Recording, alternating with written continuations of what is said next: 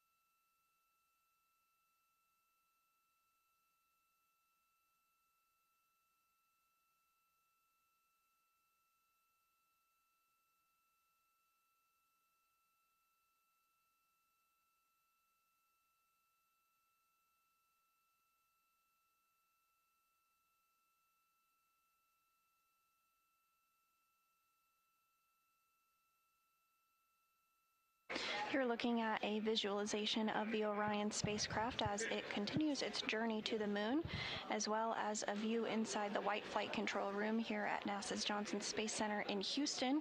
This Orbit 2 team is being led by Flight Director Paul Kanya.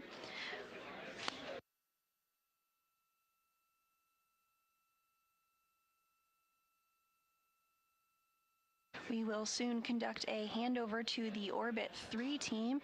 You can see some of those folks beginning to come on console and step through procedures. During a handover, the individual on the console just prepares a summary to the oncoming member to provide any updates and status on what happened during their shift. The Orbit 3 flight director this morning will be NASA Flight Director Rick Henfling.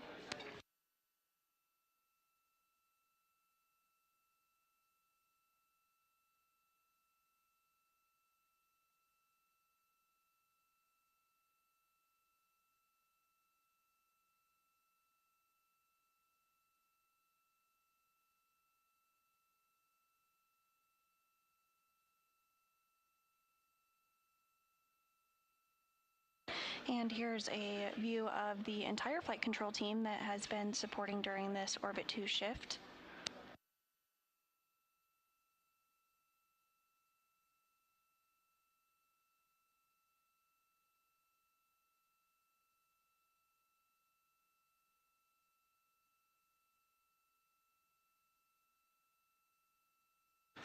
Orion is now 186,755 miles away from the moon and over 64,000 miles away from Earth.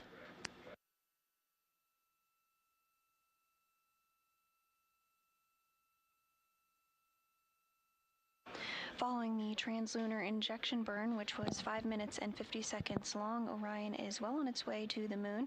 That translunar injection burn also serves as the deorbit burn.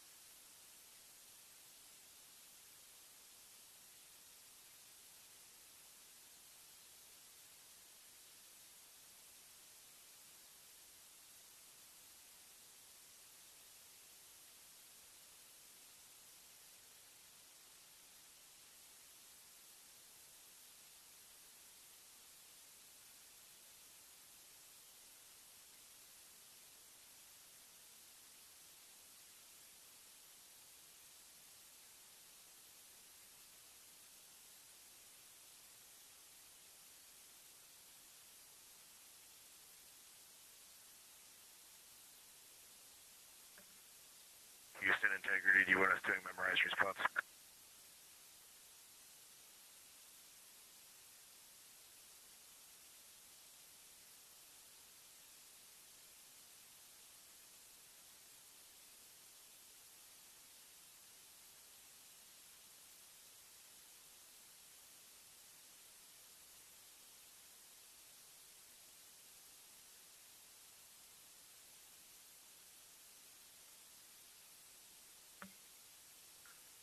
Houston, integrity. Hey Reed, heard your question, but we had to get out of crew sleep configuration. No, you do not need to respond to this, and we will get that inhibited. This is still residual that you were seeing earlier today. Okay, copy that. We have never seen this before, at least not in earlier today. We didn't see it on board.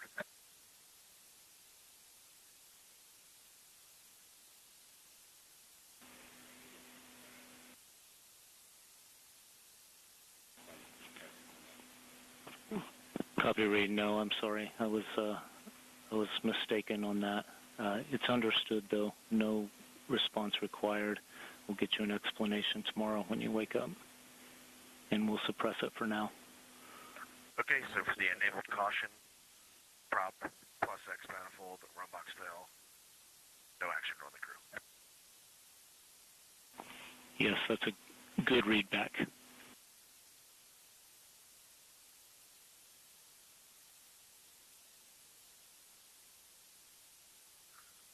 Copy all, thanks.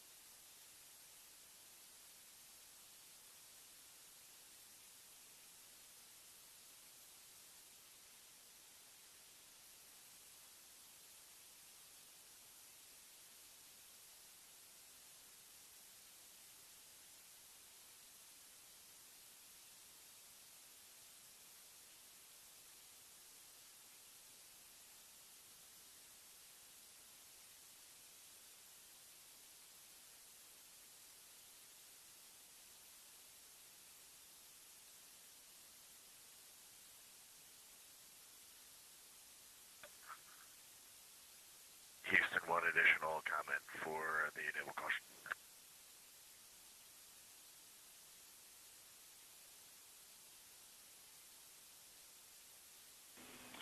Go ahead, Reed.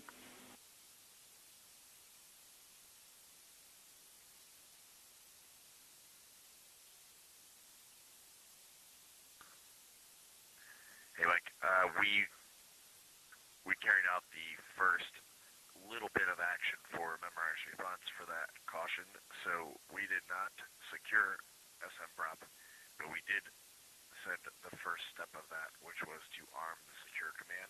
So we are just standing by. We're not sending the secure prop. Obviously, we stood down on that, but we want to make sure we're synced with you when we back out of that. If you would like us to send the same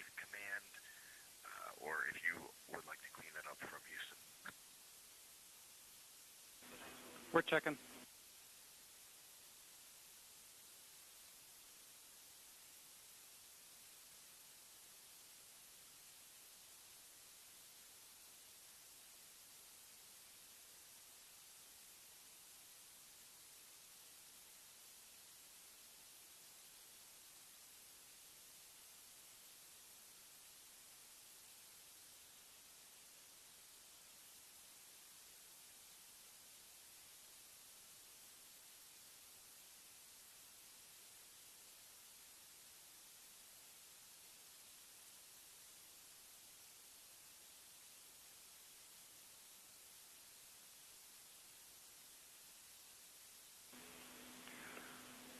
All right, Reed, if you don't mind, we would appreciate you to hit the safe button.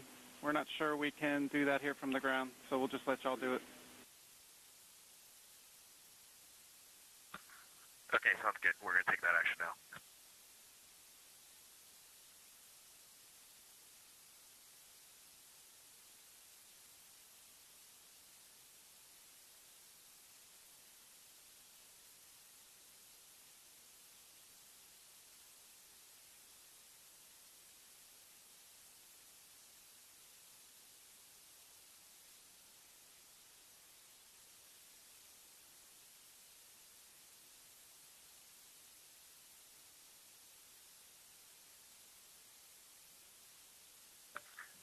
All right, Houston, we think we are back in the nominal config for that two-step command.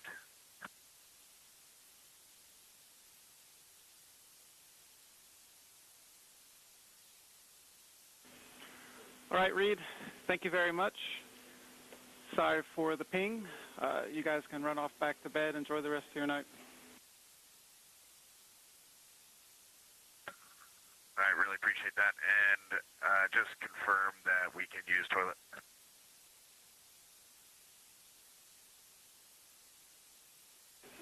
That is confirmed. Go for toilet.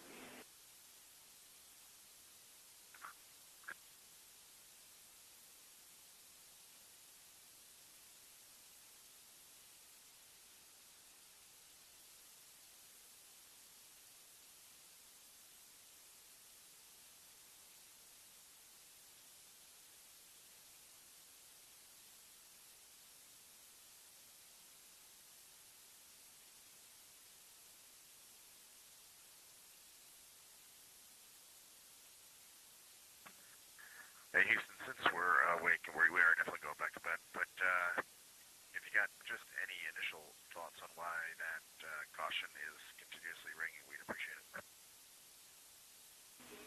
Yeah, no problem, Reed. Let me gather the words for you. I'll get back to you. Okay, thanks.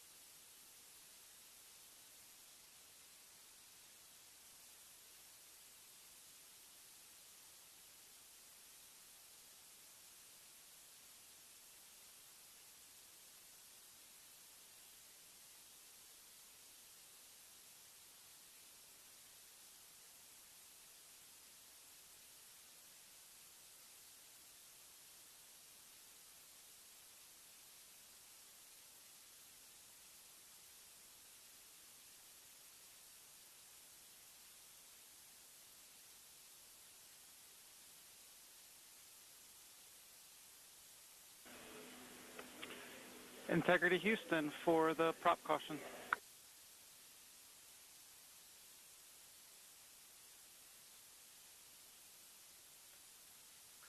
Go ahead. All right, Reed. So post TLI, we've been watching the tanks, the ox tanks here, and they've been going through their thermal stabilization. So this was an expected response from the burn, although we weren't expecting to be sitting on this margin here, on the caution here for the plus X run box. So that was the piece that caught us. As far as upcoming burns, like for OTC-1, we would be doing repressurization of the system anyways, and that's part of the plan, and so that would put us back into the middle of the run box for us to be prepared for that if needed.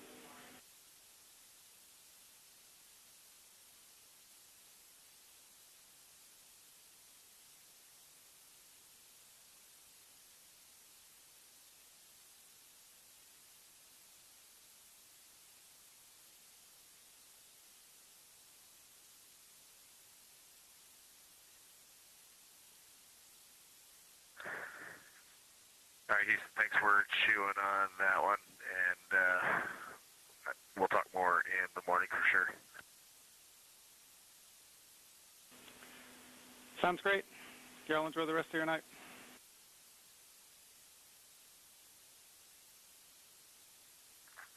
All right, thanks. Glad you guys were there.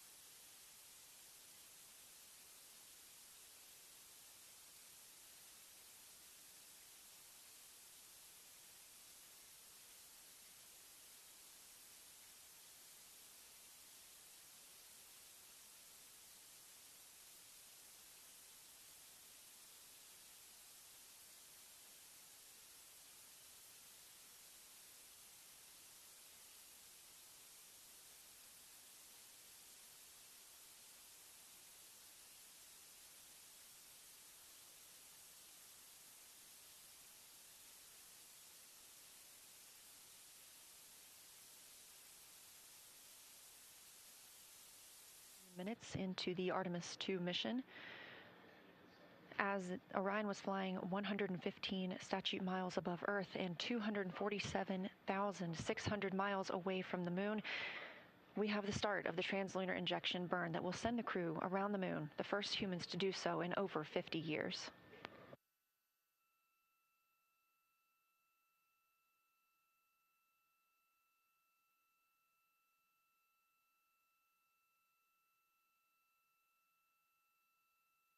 Velocity of the spacecraft ticking up, now over 23,900 miles per hour. 2 minutes into this 5-minute and 50 second burn. Continuing to get good calls here in Mission Control Houston from all flight controllers. Integrity, we copy the enabled caution, no crew action. Okay, integrity copies. Over 3 minutes now into the translunar injection burn.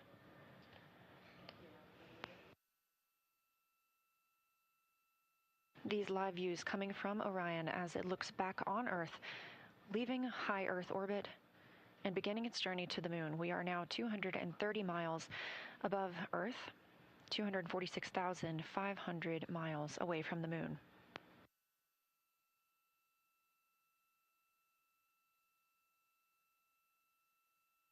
We have 1 minute left in the translunar injection burn. Everything continuing to look good. We have less than 20 seconds left of this burn. This is the final major burn for the mission because this also serves as our deorbit burn. Integrity looks like a good burn. We're confirming.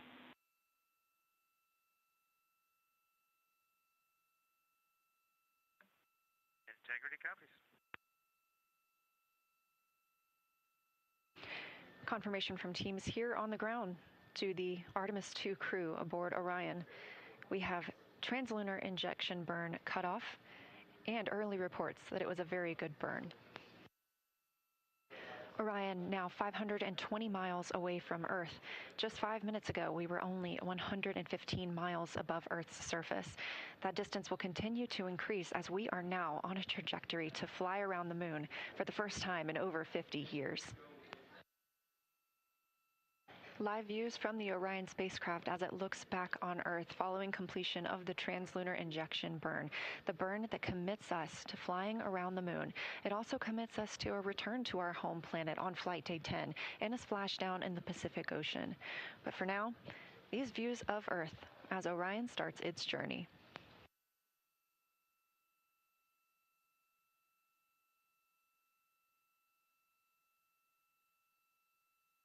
Houston Integrity, we just wanted to share a little bit of the sentiment up here as we came around the planet, and we're zooming over just 100 nautical miles above it if you got a moment. Please, Jeremy, we are all ears. Well, with that successful TLI, the crew's feeling pretty good up here on our way to the moon, and we just wanted to communicate to everyone around the planet who's worked to make Artemis possible that we firmly felt the power of your perseverance during every second of that burn. Humanity has once again shown what we are capable of, and it's your hopes for the future that carry us now on this journey around the moon. Hugs there at the Capcom console from NASA astronaut and Capcom, or capsule communicator, Chris Birch, with Artemis II backup and Canadian Space Agency astronaut Jenny Gibbons.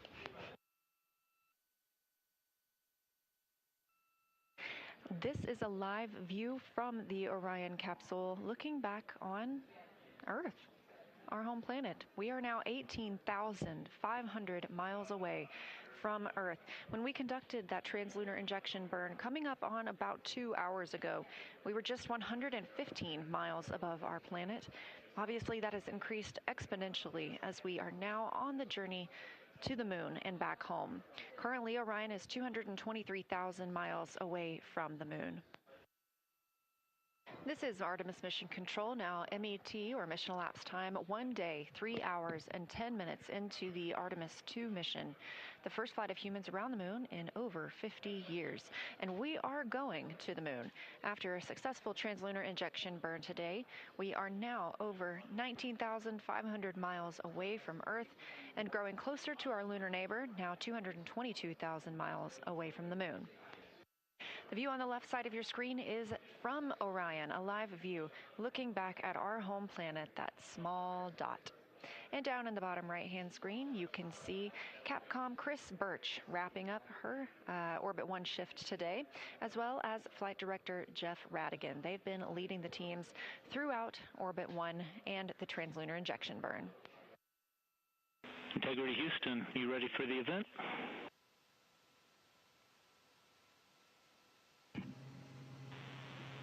Houston Integrity, we are ready for the event. ABC News, this is Mission Control Houston. Please call Integrity for a voice check. Integrity, this is Gio Benitez at ABC News. How do you hear me? Outstanding. We have you loud and clear. How about us? I hear you loud and clear, and I truly cannot believe it. You are quite literally on the way to the moon right now and still speaking with us. Tell me, how do you feel? What's going through your mind? I mean, this must be so incredible because have you allowed the weight of the moment to really fit in here? Have you allowed that to happen? Well, first and foremost, we all wanted to give a shout out to our families first because we are pretty far from Earth and we have not gotten to say hi to them yet. But there was a moment about an hour ago where Mission Control Houston reoriented our spacecraft as the sun was setting behind the Earth. And I don't know what we all expected to see in that moment, but you could see the entire globe from pole to pole. You could see Africa, Europe, and if you looked really close, you could see the northern lights. It was the most spectacular moment, and it paused all four of us in our tracks. Yeah, well, you are making history. Reed Weissman, Christina Koch, Jeremy Hansen, Victor Glover. Congratulations to all of you. America, the world is with you. We are watching every moment of this journey, and we will cheer you when you get back and along the way. Thank you for joining us. Best of luck to you, and safe travels.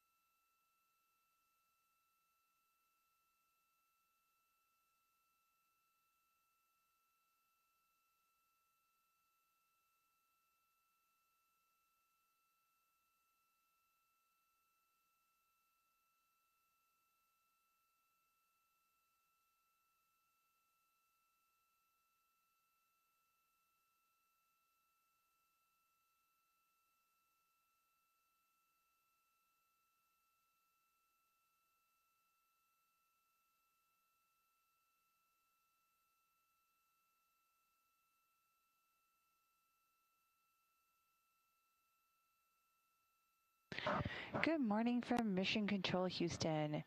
From the Artemis Flight Control Room here at the Johnson Space Center, we are at a mission elapsed time of 1 day, 11 hours, 46 minutes and counting. Currently, the Orion spacecraft is just over 72,000 miles away from Earth and 181,000 miles away from the moon. We are seeing live views right now from Orion's solar array wing cameras. You can also see the sun in the back with the solar array wing casting a shadow on the Orion spacecraft.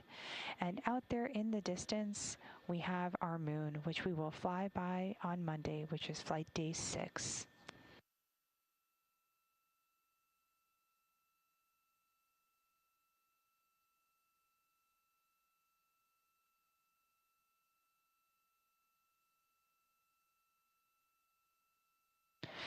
You are looking at a live view of the Artemis flight control room here. This is the Orbit 3 flight control team on console supporting the mission this morning.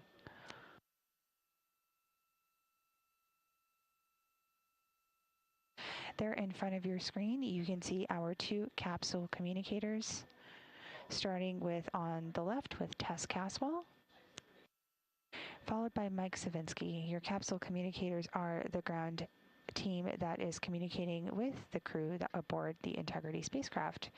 The crew currently is in their sleep period, so you will not hear very much chatter coming through from there, but that is the team on the ground. And next to Mike, you have our flight director, Rick Henfling. The team in Mission Control continues to monitor all systems while the crew sleeps. We will provide periodic updates over the course of the sleep period, as well as air flight day highlights. For now, this is Mission Control Houston.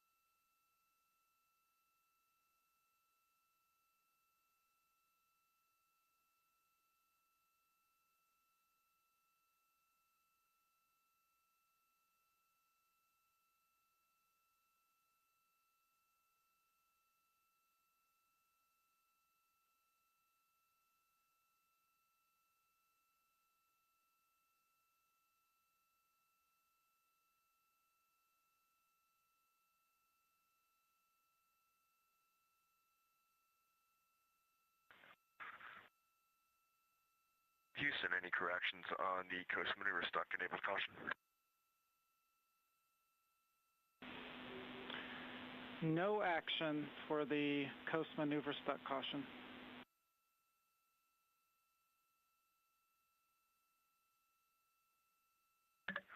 Integrity.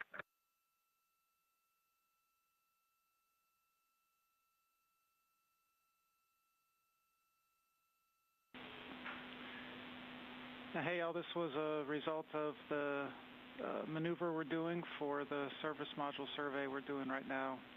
Didn't predict that to happen. We apologize. Y'all can head back to bed. Thank you.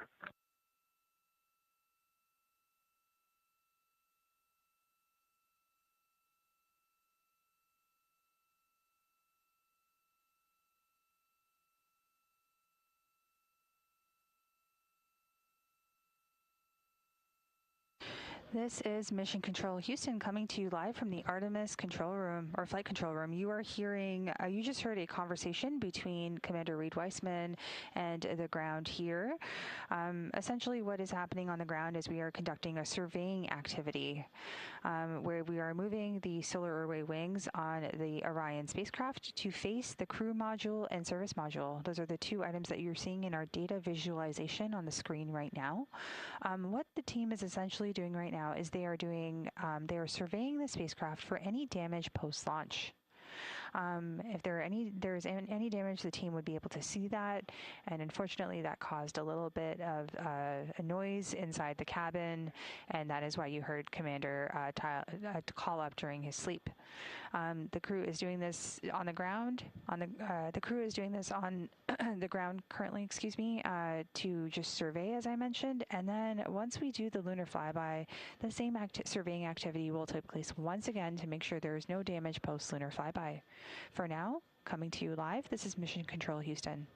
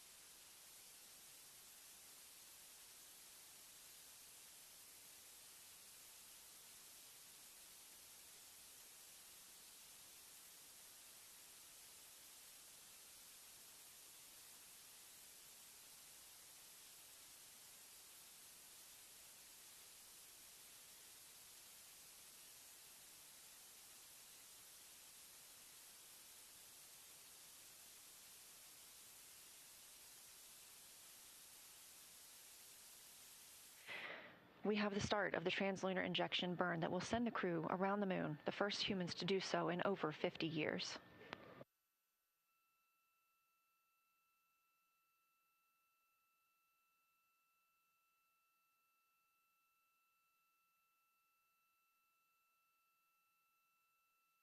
Velocity of the spacecraft ticking up, now over 23,900 miles per hour. 2 minutes into this 5-minute and 50 second burn. Continuing to get good calls here in Mission Control Houston from all flight controllers. Integrity, we copy the enabled caution, no crew action. Okay, integrity copies. Over 3 minutes now into the translunar injection burn.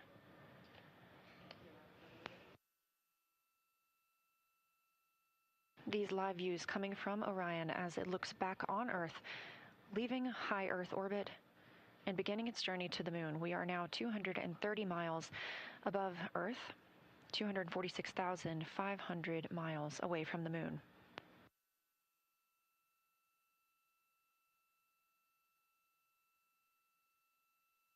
We have 1 minute left in the translunar injection burn.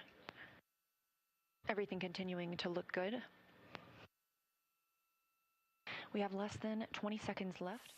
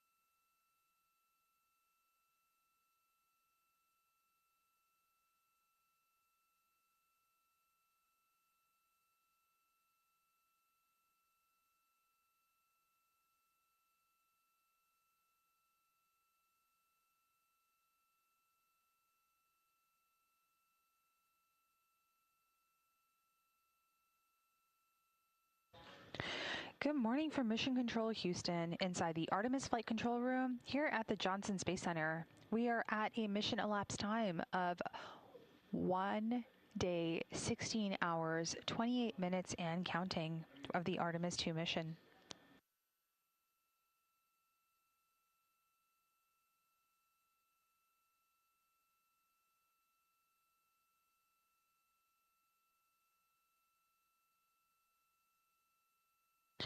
The Orion spacecraft is currently 92,000 miles away from Earth and just over 166,000 miles away from the Moon. The Artemis II astronauts are currently asleep aboard the Orion spacecraft named Integrity. They began their sleep shift around a mission elapsed time of 1 day, 9 hours, and 30 minutes, and this will last through a mission elapsed time of 1 day, 18 hours. So while the crew wakes up in just a few short hours, we wanted to do a quick recap as to what took place yesterday.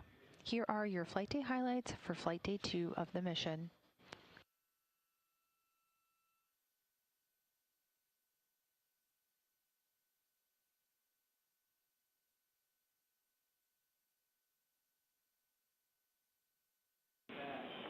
And Integrity Houston, we do have you on video for the 4K encoder checkout. That is great news. Stand by for audio checks with the wireless mic. Copy. 6 hours and 10 minutes since liftoff. Amy, I just did audio with the wireless mic. Did you copy? We have good audio on. And we copy good audio on the handheld mic.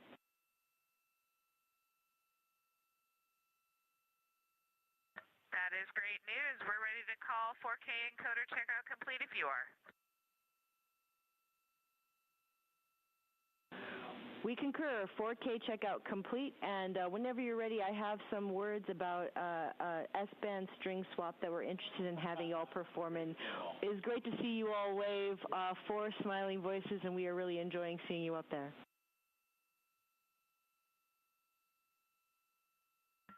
Not as much as we're enjoying being here. That is true.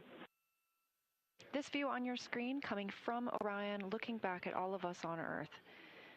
This is coming from a camera mounted on one of the spacecraft's solar array wings. Just a little crescent Earth. Now 6 hours and 12 minutes since launch. The first flight of humans aboard Orion.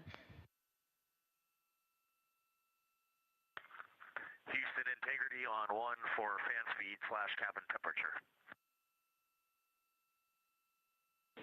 Houston's listening.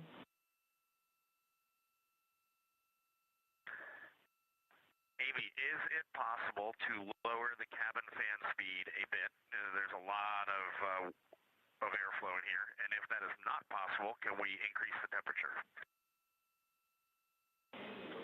Copy, Reed. We understand the request, and we are discussing how to implement. We'll follow up.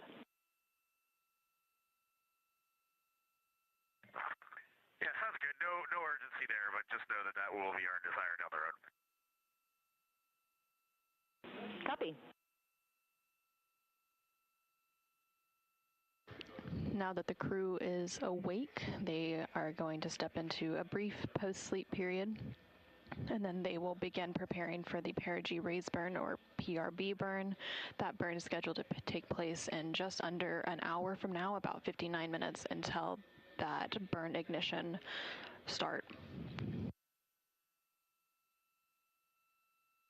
Houston, Integrity, good morning. We are with you for PRB ops. And Integrity and Christina, good morning to y'all as well. Things are progressing well with PRB ops. We can do a quick tag up here shortly once we get our story ready. And this is Mission Control Houston. You just heard a little bit of communication there on the Orion to Earth loop, and that is the voice link between the ground and the Orion spacecraft. So that was NASA astronaut Christina Cook, who is one of the mission specialists aboard the Orion spacecraft. Again, there are 4 crew members currently living and working on the Orion spacecraft as part of the Artemis II mission. So Christina was speaking directly with the team here in Mission Control Houston, specifically the CAPCOM or capsule communicator, and that flight control position serves as the direct voice link between the crew and the ground. Houston, integrity for cabin temps. Hey, go ahead, Christina.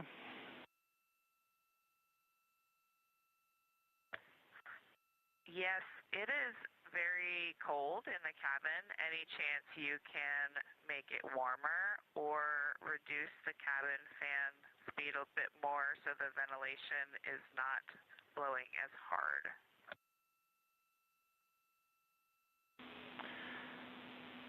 Yeah, Christina, understand. While y'all were asleep, we did turn one of our knobs that we have, and that was the rad loop set points, and we saw a very small increase in the temperature. And so we're going to take a look at some of these shell heaters, and we'll let you know when we start putting some of that in work, and we can see if that affects the temperature in a positive way. Our next check with you is for your go, no-go confirmation.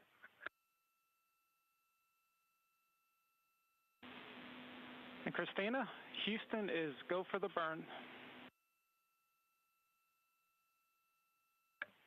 Integrity copies.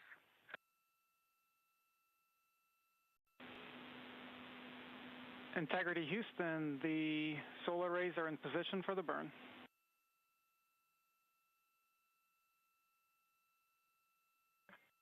Integrity copies. And this is Mission Control Houston. We are about 1 minute out from the perigee raise burn. That burn expected to last about a minute. The burn will adjust Orion's perigee, or the lowest point of its orbit, into the correct orbital geometry to set it up for its translator injection, or TLI burn. And that perigee raise burn is now underway.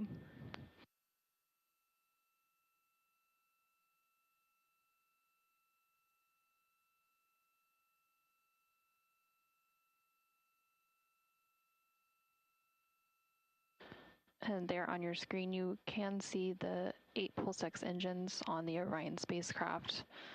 Now, this is a visualization of the Orion spacecraft, as we don't currently have live views from the spacecraft itself, but this uses the data and telemetry from the spacecraft. Again, this perigee raise burn expected to last about a minute. Currently, everything is proceeding as planned.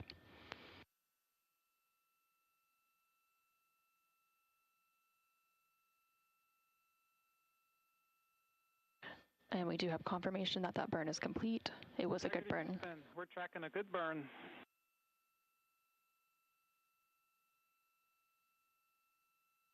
And we see the same, and with a bonus trim burn. And there on your screen, you are seeing a live view of the Orion spacecraft from one of its solar array wing cameras, and you can also see another one of the solar array wings on the bottom right hand of your screen from the Orion spacecraft. Again, this live view comes following that perigee raise burn. Support there. We really appreciate it. It's been a good first. Well, it's been 2 orbits of Earth, I guess, and this one's just got a 38,000 mile apogee. We're going to pick up in 26-1-100 pre-sleep checklist, and then we're going to dim the cabin down and get some rest. Thanks for your support.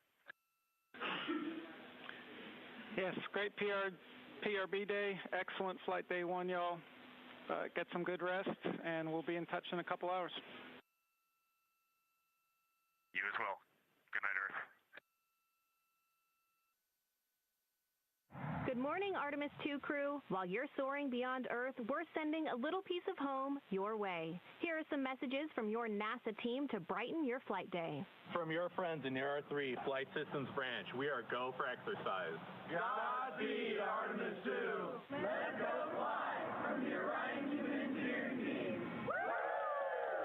Woo! Wishing you an excellent mission around the moon from the Huntsville Operations Support Center's Systems Engineering Team. Go Artemis!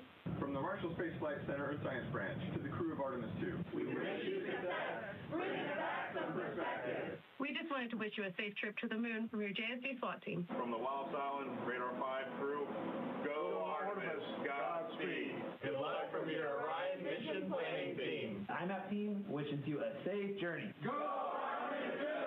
From all of us at NASA's Launch Services Program, we're so proud to support the journey to the moon. Go Artemis! Houston Integrity, we are ready to go, and that was awesome. Thank you for all of those messages. You are very welcome. Good afternoon and welcome to the Artemis Flight Control Room here at NASA's Johnson Space Center in Houston, Texas. I'm NASA PAO Leah Cheshire Mustachio, your Orbit 1 commentator, ready to take you through a very busy day for the crew, namely with the translunar injection burn this afternoon. That is scheduled for 6:49 p.m. Central Time, expecting a 5-minute and 49-second burn on the OMS engine. On the left, the data visualization you're seeing is ARROW, the Artemis Real-Time Orbit website. If you look closely, you can see we are now under 10,000 miles away from Earth. That will continue to decrease until we get to 115 statute miles above our home planet. That'll be the closest the crew is to the planet until they return for their splashdown on flight day 10. Integrity. Houston has completed the poll for TLI. When the engine ignites, you embark on humanity's lunar homecoming arc and set the course to return Integrity and her crew safely home. Houston is go for TLI.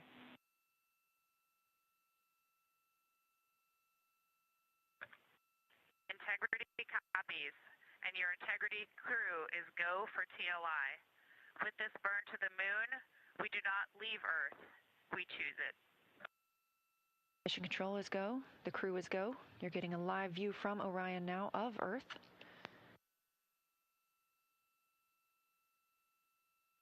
Ten seconds until translunar injection burns start.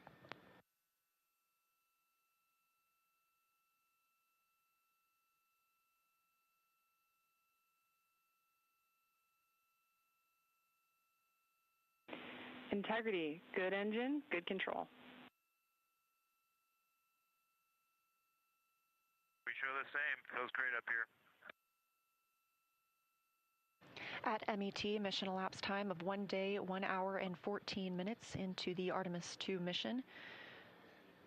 As Orion was flying 115 statute miles above Earth and 247,600 miles away from the moon, we have the start of the translunar injection burn that will send the crew around the moon, the first humans to do so in over 50 years.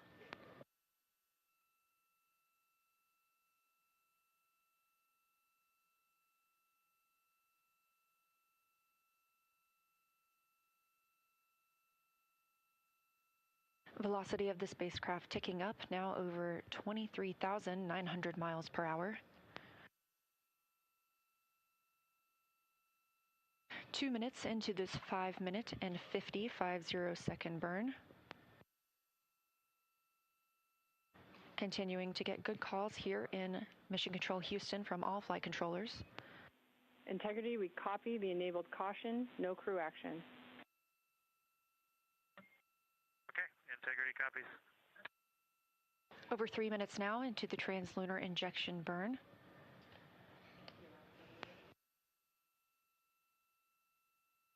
These live views coming from Orion as it looks back on Earth, leaving high Earth orbit and beginning its journey to the moon. We are now 230 miles above Earth, 246,500 miles away from the moon.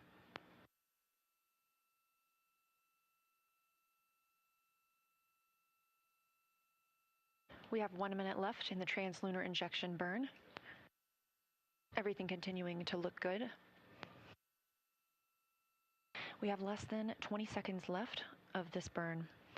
This is the final major burn for the mission because this also serves as our deorbit burn. Integrity looks like a good burn. We're confirming.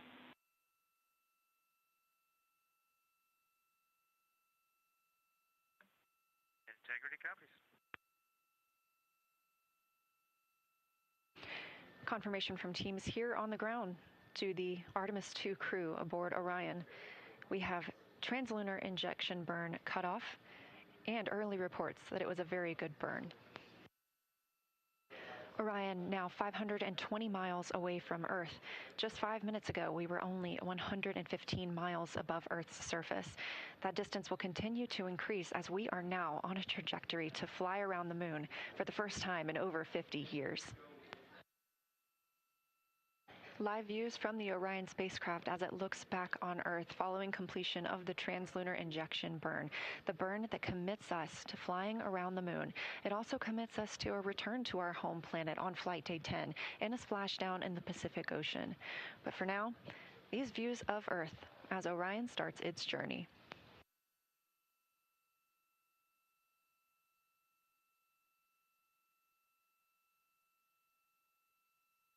Houston Integrity, we just wanted to share a little bit of the sentiment up here as we came around the planet, and we're zooming over just 100 nautical miles above it if you got a moment.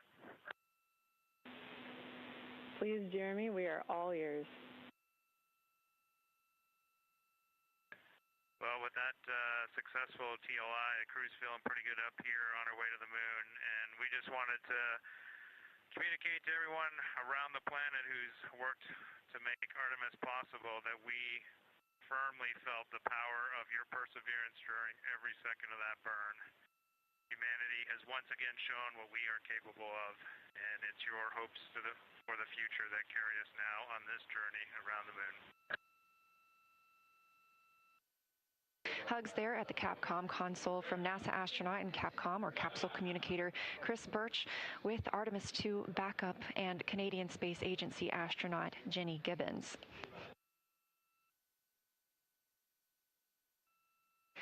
This is a live view from the Orion capsule looking back on Earth, our home planet. We are now 18,500 miles away from Earth. When we conducted that translunar injection burn coming up on about 2 hours ago, we were just 115 miles above our planet. Obviously, that has increased exponentially as we are now on the journey to the moon and back home. Currently, Orion is 223,000 miles away from the moon. This is Artemis Mission Control, now MET, or mission elapsed time, 1 day, 3 hours, and 10 minutes into the Artemis II mission, the first flight of humans around the moon in over 50 years. And we are going to the moon. After a successful translunar injection burn today, we are now over 19,500 miles away from Earth and growing closer to our lunar neighbor, now 222,000 miles away from the moon. The view on the left side of your screen is from Orion, a live view looking back at our home planet, that small dot. And down in the bottom right-hand screen, you can see Capcom Chris Birch wrapping up her Orbit 1 shift today, as well as Flight Director Jeff Radigan. They've been leading the teams throughout Orbit 1 and the translunar injection burn. Integrity Houston, you ready for the event?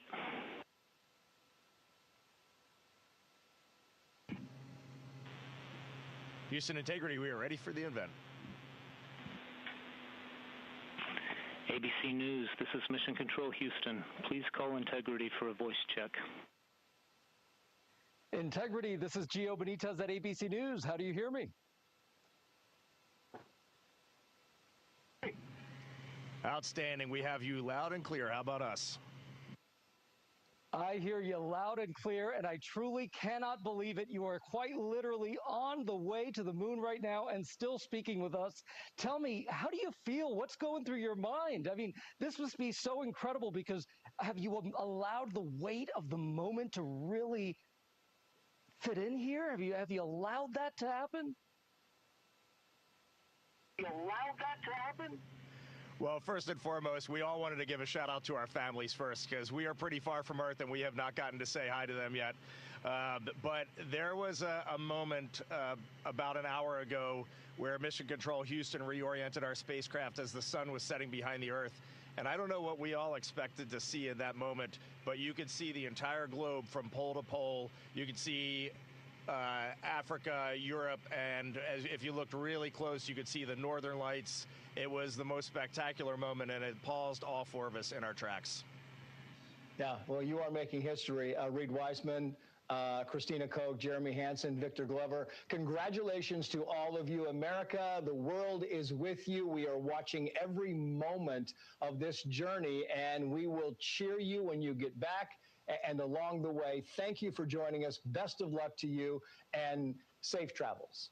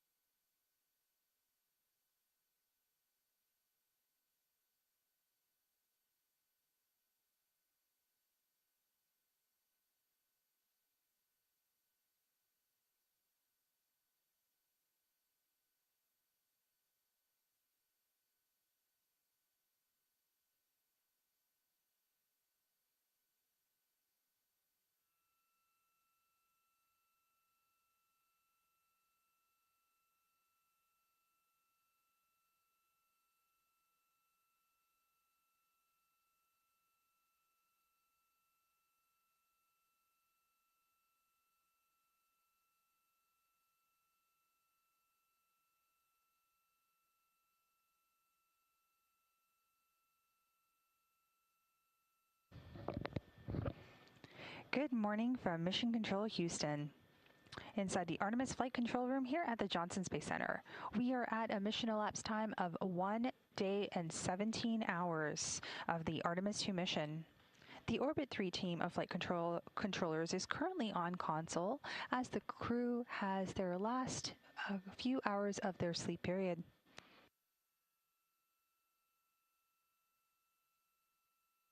The Orion spacecraft is currently 94,000 miles and counting away from Earth and 165,000 miles away from the Moon.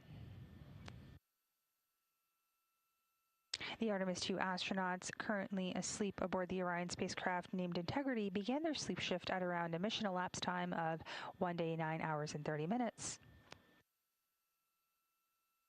Let's take a look back at what took place over the course of the last flight day. After their post-sleep period, during which they completed hygiene activities, standard cabin configurations, and ate breakfast, they had several conferences with the teams here in Mission Control to review their schedule for the day and the current vehicle status. Their crew yesterday was focused on translunar injection, or the TLI burn. Christina was on tap to monitor that burn from inside the spacecraft, and the TLI burn was completed yesterday at 6:49 p.m. Central Time.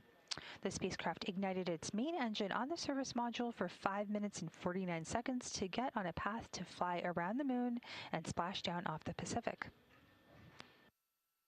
A fun fact, Orion's main engine provides up to 6,000 pounds of thrust, enough to accelerate a car from 0 to 60 miles.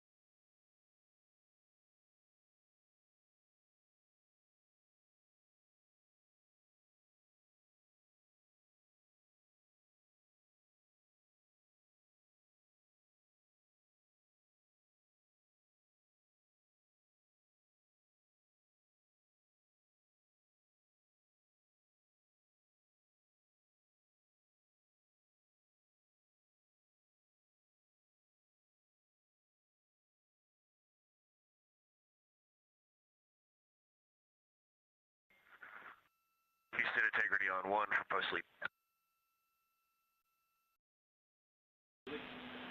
Good morning, Victor. Go ahead.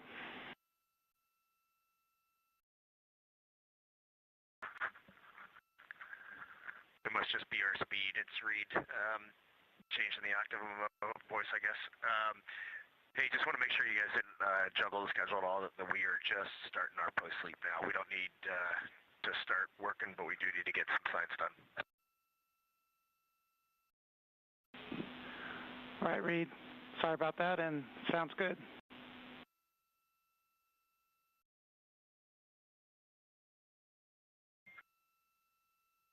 And whenever you want to do some wake-up music, we can do some post-wake-up music.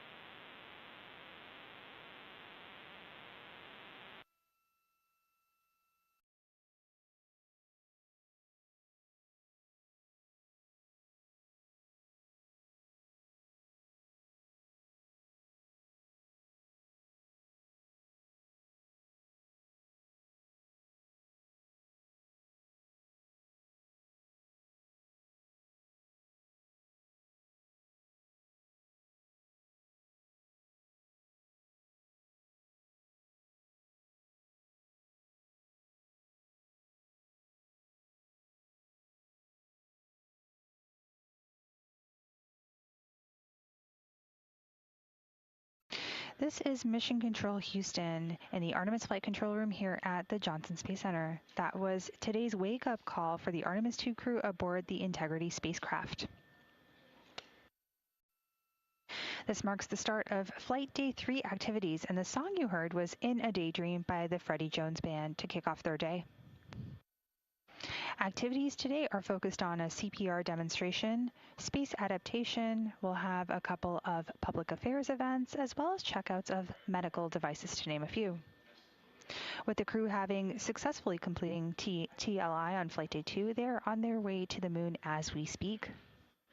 Meanwhile, here, Artemis mission control teams in Houston monitored all systems, and the vehicle continues to perform well. For now, this is Mission Control Houston.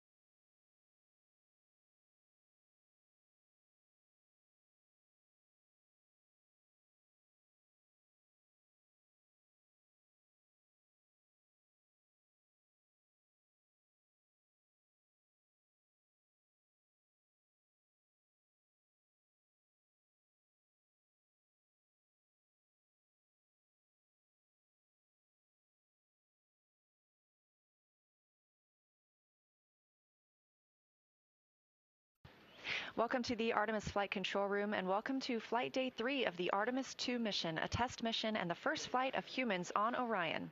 I'm NASA's Leah Cheshire Mustachio here in the Flight Control Room with the Orbit 1 team, now being led by Flight Director Jeff Radigan. It was a big day for the crew yesterday as the translunar injection burn was completed, committing Orion to fly around the moon on Flight Day 6 and return to Earth on Flight Day 10.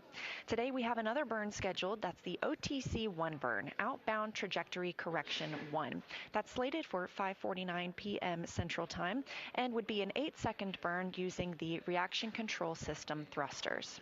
We've also been getting some imagery down from Orion, taken by the crew after the translator injection burn. This photo showing the beautiful Earth outside the window of the spacecraft as the crew was flying away. And this next photo, a backlit Earth as the crew was departing from translunar injection. And if you look very, very closely up to the top of your screen, you can see the aurora borealis, and on the left in those clouds, a couple of lightning strikes. The crew continuing to get beautiful views from Orion, and we're even getting some views from the spacecraft as well. This is a live view from Orion and a camera on the tip of one of its solar arrays looking back at home sweet home and all of us on planet Earth. We are 1 day, 18 hours, and 47 minutes into the Artemis-2 mission. That's mission elapsed time, or MET.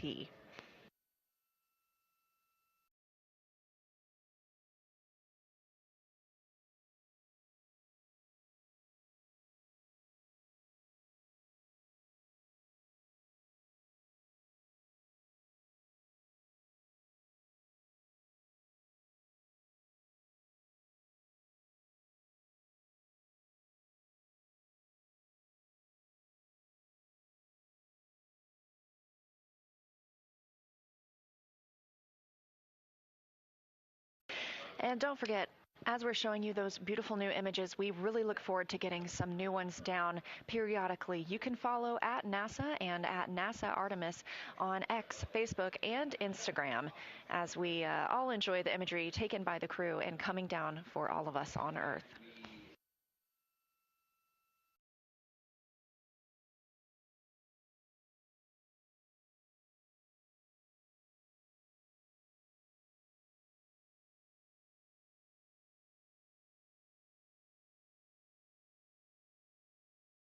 The crew woke up at 12 p.m. Central Time today when they were flying approximately 99,848 miles from Earth, approximately 161,698 miles from the moon. You probably heard their wake-up song. That was In a Daydream by Freddie Jones Band.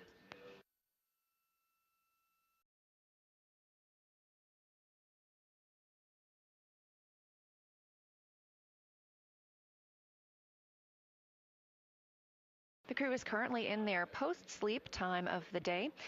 This is the time that they use to stow their sleeping bags as well as perform any hygiene activities, set up the cabin for their waking time, also gives them a chance to eat some breakfast. There are a lot of food options aboard for the crew.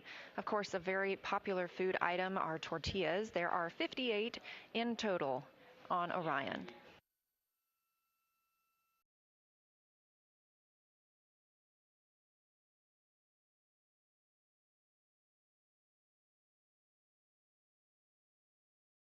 Some of the other breakfast items that the crew is enjoying today include vegetable quiche, scrambled eggs, couscous with nuts, peaches.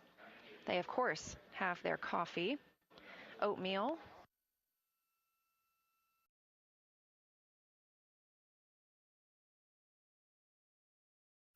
there's even a muffin being enjoyed today.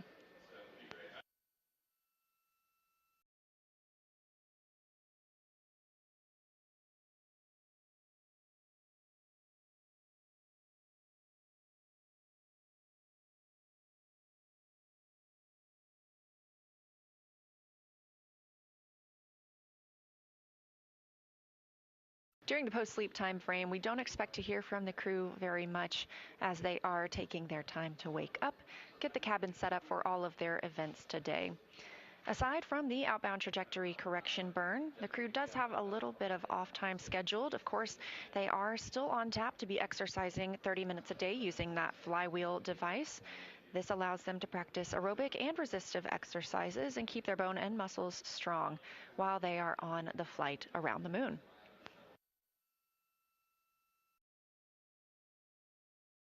There's additionally a CPR demonstration today. The crew will use the medical emergency procedures to simulate methods of how to treat an airway obstruction as if they were in space.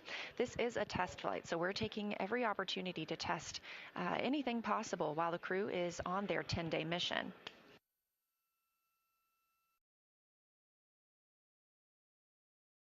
They also have some time scheduled today for lunar flyby cabin configuration. Now, we're not expecting lunar flyby until flight day 6. However, they will need to configure the cabin properly to allow them to most easily access the windows and conduct their observation opportunities. This cabin configuration will include getting out any sleeping bags or window shades to keep the light from reflecting from the cabin onto the windows that they're using to photograph. They'll practice handing off the camera between their flyby pairs and determine their ideal setup and positioning preferences for each crew member during those flyby operations.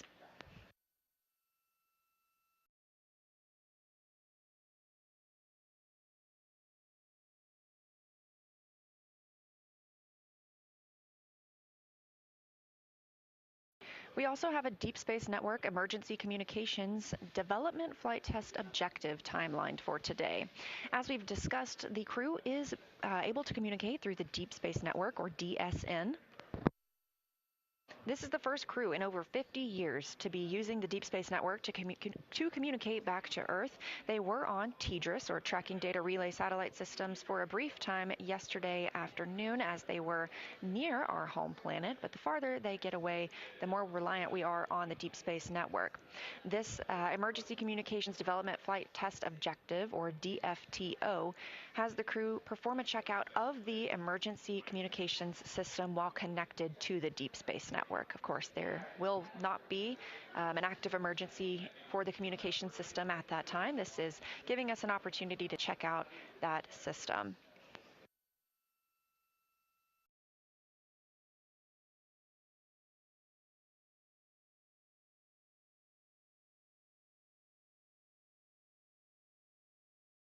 The crew is also slated to conduct some National Geographic filming today.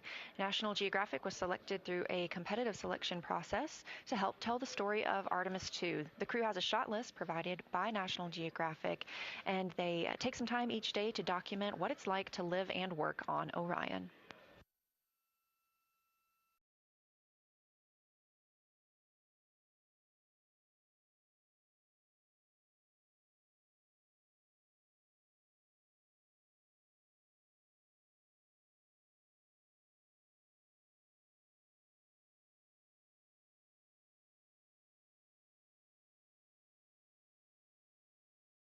Later today, we also have 2 crew members timelined to activate and check out some of the medical diagnostic devices that we are flying on Orion. That includes the blood pressure monitor, thermometer, stethoscope, and otoscope.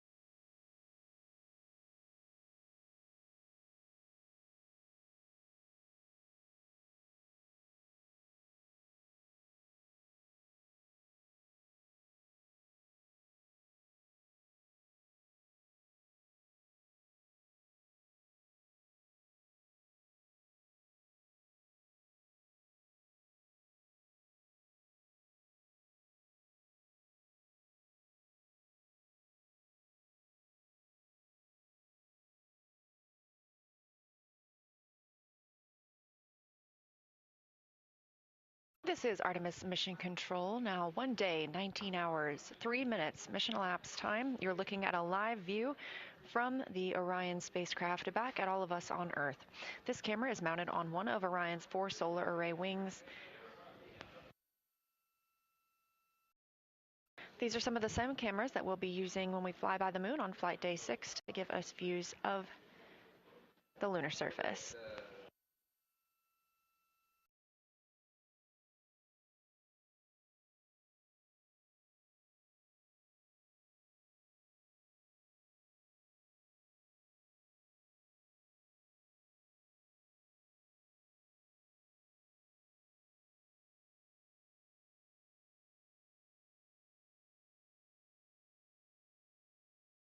Now that we're at the start of another flight day, our crew is in their post-sleep period. Let's get a look at who is flying aboard Orion. Artemis II Commander Reed Wiseman is a Baltimore native who has flown in space previously as a flight engineer for Expedition 41 aboard the International Space Station. That was from May through November 2014. A total 165-day mission during which he and his crewmates completed over 300 science experiments. They also set a milestone for station science by completing a record 82 research hours in a single week. Wiseman also served as chief of NASA's astronaut office from December 2020 to November 22, and back here on Earth has 2 daughters. Pilot of Artemis II is NASA's Victor Glover, selected as an astronaut in 2013. At the time, he was serving as a legislative fellow in the United States Senate, and his first trip to space was in November 2020 when he launched as the pilot of NASA's SpaceX Crew 1 mission. Victor is a U.S. Navy captain and naval aviator who served as a test pilot, racking up more than 3,500 hours in more than 40 different aircraft, and he and his wife have 4 children. Mission Specialist Christina Cook is a native of Grand Rapids, Michigan, selected the same class as Victor Glover in 2013 to join the astronaut corps.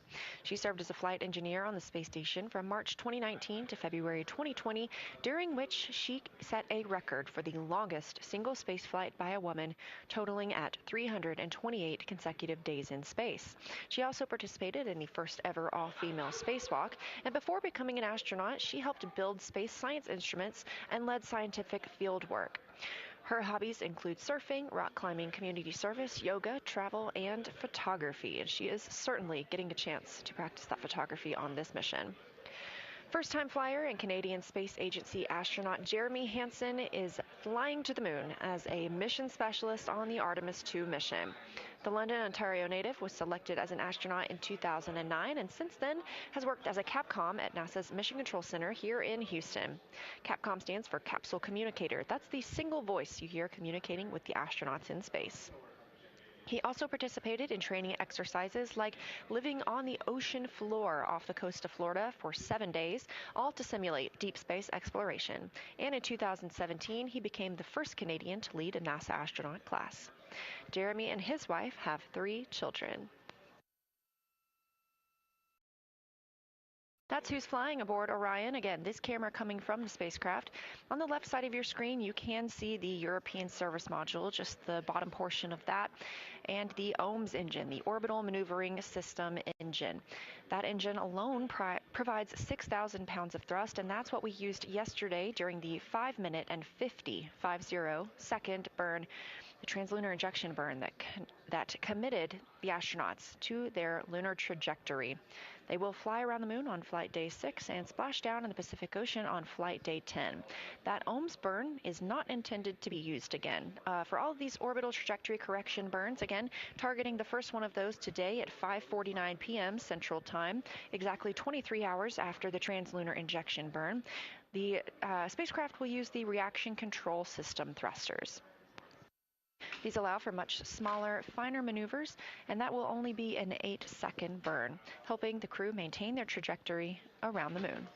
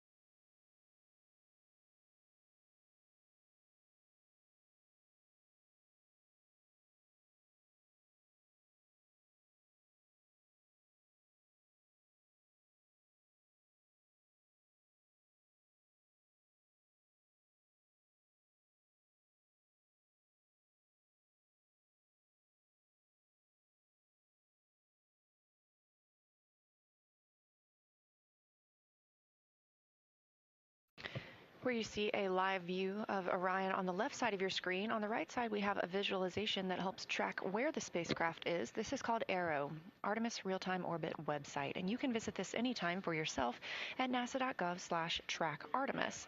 As you can see, the spacecraft is now over 100,000 miles from our home planet and inching closer to the moon, 159,728 miles away.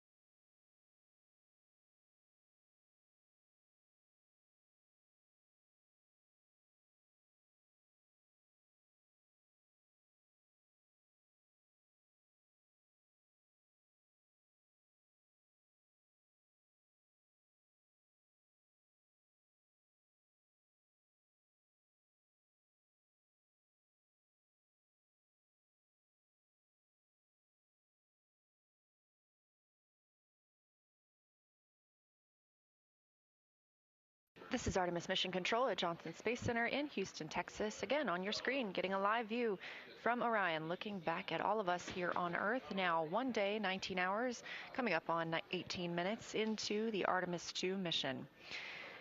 In about 45 minutes, actually just a little less than an hour, the crew will have their daily planning conference where we hear them discuss the day with the flight control team here on the ground. Additionally, some of the team members or the crew members will take their pulse ox using the pulse oximeter measurement.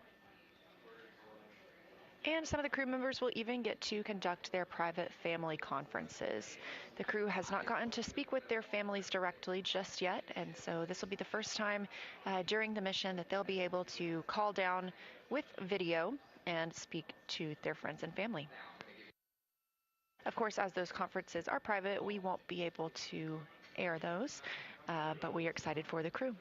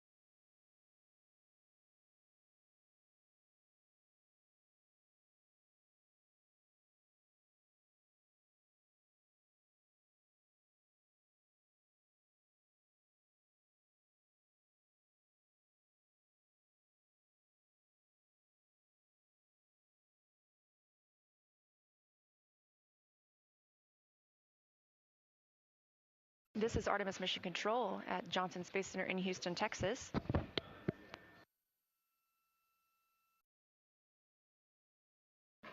We are now exactly 3 days and 5 hours until the beginning of lunar flyby. Of course, the view on your screen from Orion looking back on Earth. Mission elapsed time of 1 day and 19 hours, 27 minutes.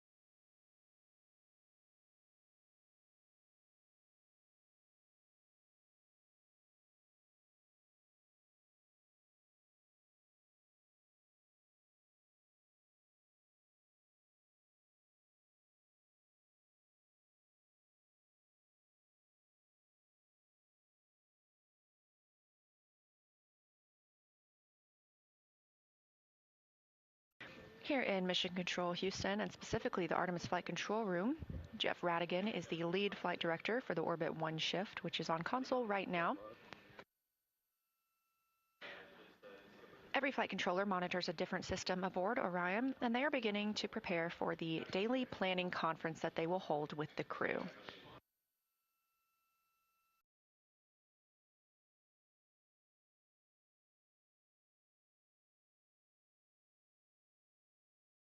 We're expecting that daily planning conference to come up in about 40 minutes. During that time, teams on the ground will report the status of the vehicle and any activities the crew needs to be aware of as they move throughout their day.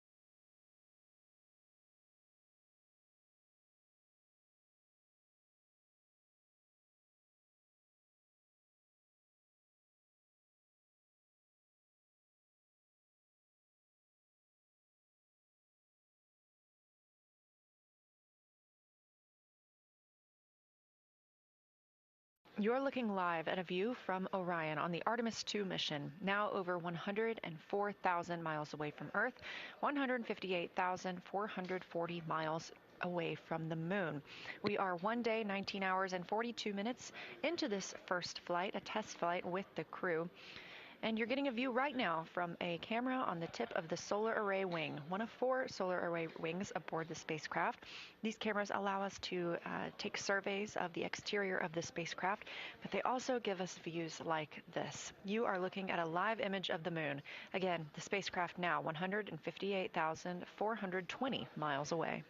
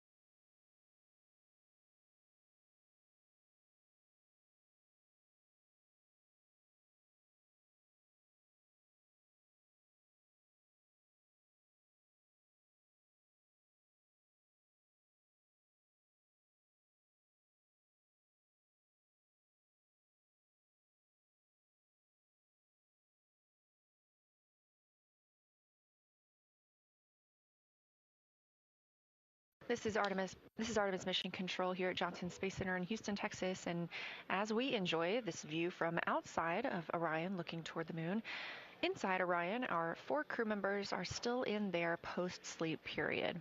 Again, they woke up at 12 p.m. Central Time today, and since then have been configuring their cabin for the day's activities, as well as conducting hygiene and preparing for the rest of their day. We won't hear from them for probably another 30 minutes when we conduct the daily planning conference. Here on the Orbit 1 shift, the flight director, Jeff Radigan, gathered inputs from all of the flight controllers on the systems aboard Orion and anything that they needed to ask or share with the crew for today.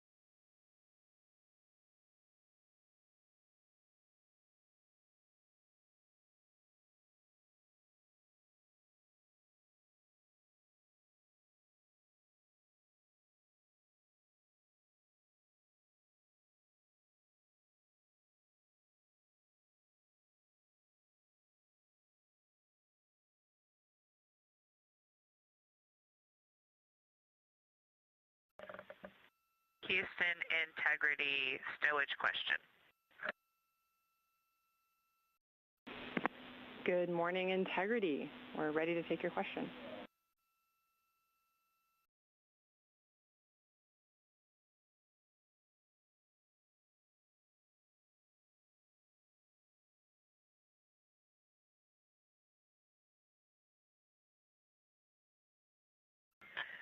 Good afternoon to you, Chris. I think it's afternoon there. We were wondering if we could get some help finding the electric shaver. That's right, Christina. I think we're in afternoon here in Houston time. I'm keeping Orion time myself. And we will get a location for you to look here shortly.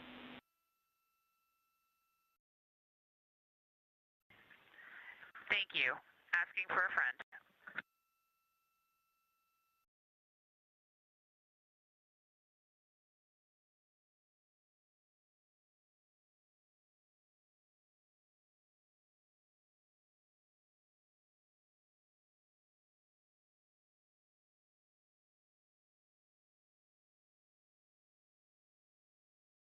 This is Artemis Mission Control in Houston, Texas. Some of our first calls from the day coming down from the crew. Since they have woken up, they're still in their post-sleep period. Again, they're able to conduct hygiene tasks at this time. And so that was NASA astronaut and mission specialist Christina Cook calling down to ask about the location of the electric shaver. Now, all of the items that are in Orion are carefully tracked and stowed, so that way when a crew member calls down looking for any piece of equipment, flight controllers here can look up exactly where they are able to locate it within the spacecraft. So while teams on the ground are checking, they will be searching their systems and relay back up to the crew a very specific location that they can expect to find that shaver.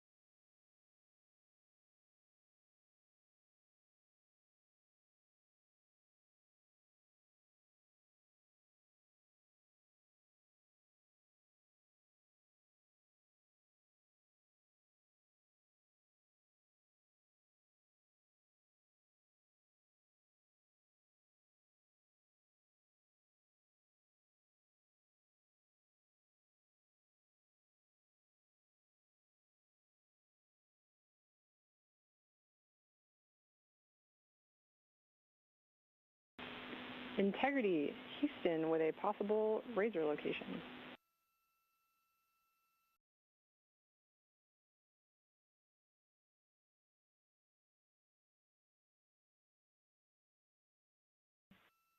Good morning, Chris. We are ready. Go ahead. Good morning, Christina's friend. You may look for the razor in locker D, bag 6, of a purple label. This is Reed's suitcase, and we expect it to be located in the crew hygiene kit.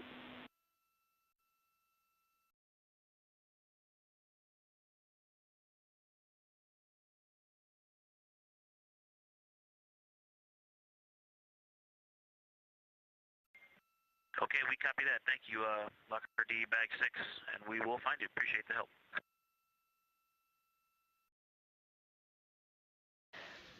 This is Artemis Mission Control. That call from Capcom and NASA astronaut Chris Birch being received by NASA astronaut and pilot of the Artemis II mission, Victor Glover. If you recall, recently NASA's Christina Cook called down to inquire about where the crew might find an electric razor.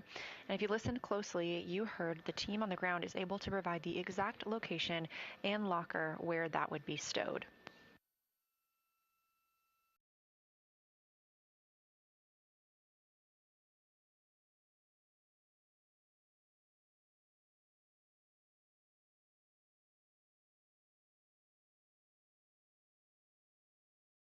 The astronauts are still in their post-sleep period. Houston Integrity, we only have it temporarily positioned, but would you like to come on board for DBC here in a few? Good morning. Yes, absolutely. We would love that.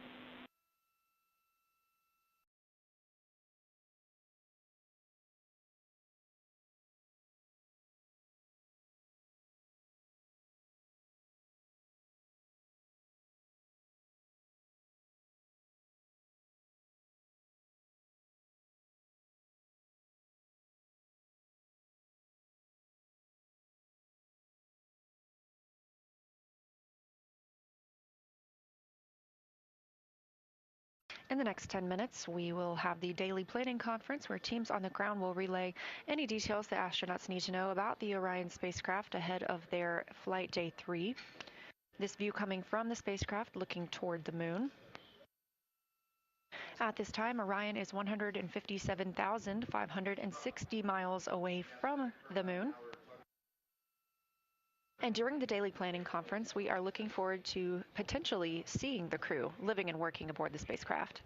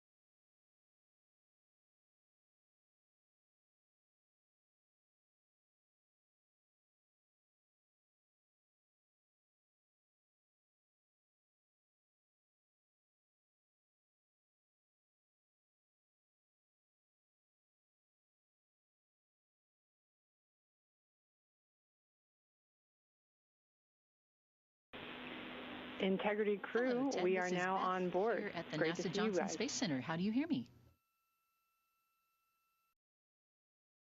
Fantastic. Yes, this is the main Copy those feed and thumbs. the only Great feed to that see will you be guys. providing Good audio morning. to the conference.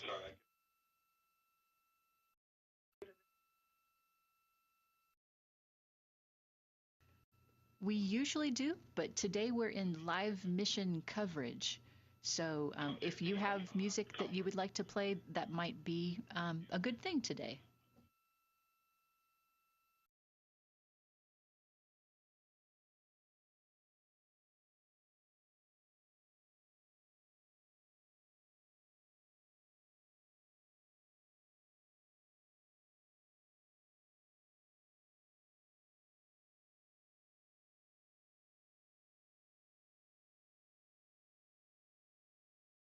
You're getting a live look inside the Orion capsule at our 4 Artemis II crew members, now 106,000 miles away from Earth. We are standing by for their daily planning conference, where teams on the ground will be relaying up information for the crew as they start flight day 3. From left to right, we have NASA astronaut Christina Koch, Reed Wiseman, Victor Glover, and on the far right, Canadian Space Agency astronaut Jeremy Hansen.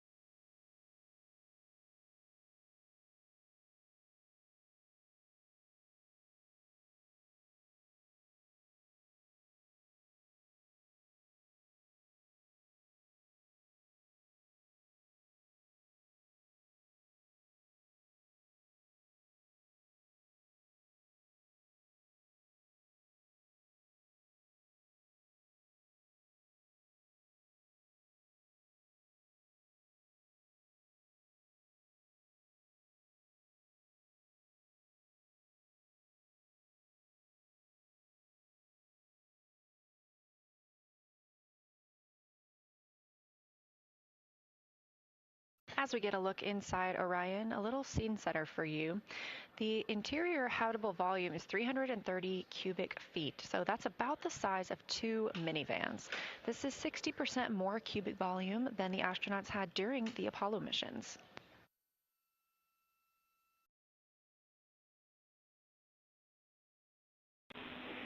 Integrity, small request.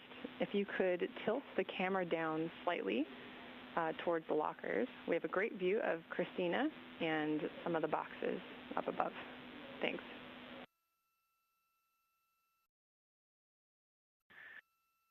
Yeah, no problem, Chris. I did not mount it. I just kind of friction fit it, and I'll get a better spot for it later today, and we'll get a more permanent mount going.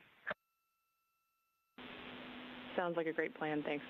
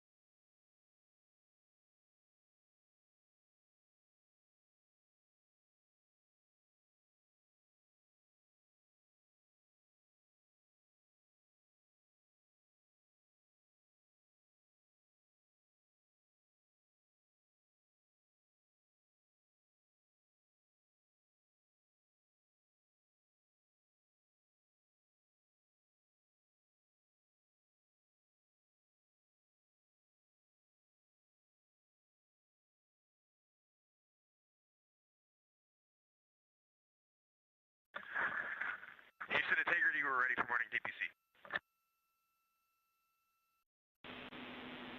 Good morning, Integrity. We are so happy to be on board with you today. You guys look great. That cabin config looks amazing. We would love to be on board as much as possible today.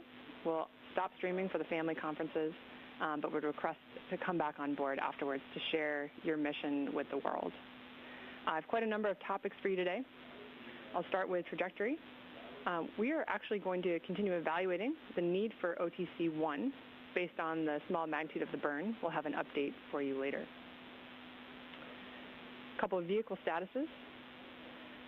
In order to address what we saw last night with the small increase in ox tank pressure accompanied by a small decrease in the ox helium tank pressure, we did to do some troubleshooting, we closed the valve ox helium ISO 1. You can see this on the top left of your prop ohms plus X page. We're continuing to look at that. Don't have a full story for you yet.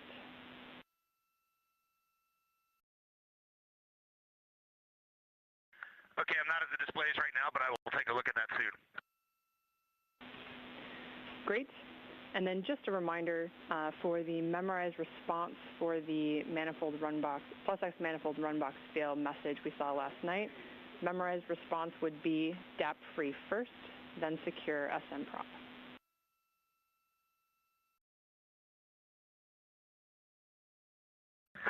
Yeah, 100%. And I elected not to take that action last night because it was coming in and out of alarm. But if you tell us you want us to take action immediately, let us know. Copy, Reed, will do. All right, continuing on. We're planning to manage our wastewater tank to a lower quantity. So we'll expect some real-time coordination. Basically, we'll be adding some wastewater dumps that are not captured on the timeline.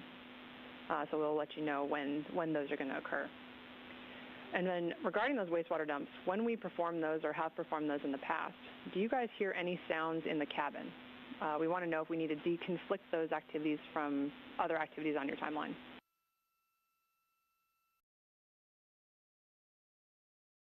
No sounds, but it is certainly visible. Copy that. Thanks. All right, regarding the PWD delayed flow termination, we wanted to let you know that this is actually behavior we've seen on the ground, but we'll still take any data that you gather from the flight. And there are some prompts in the mission summary for that. We can turn to that at the end of this update.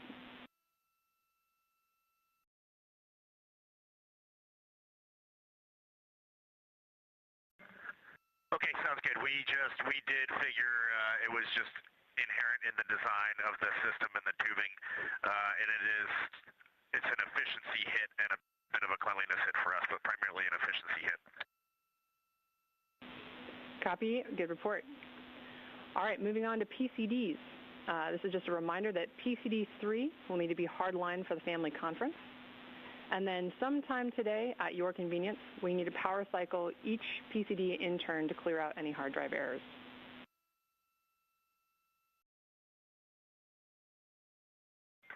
Copy that. We'll get on that after DPC. Great. And then finally, some feedback on science collection. This is the first time you performed saliva collections. Any feedback or concerns you want to pass along? None that we can't do in debrief after the mission. It was fine. Okay, copy all. Now we are ready to take any answers you have from the mission summary and answer your questions.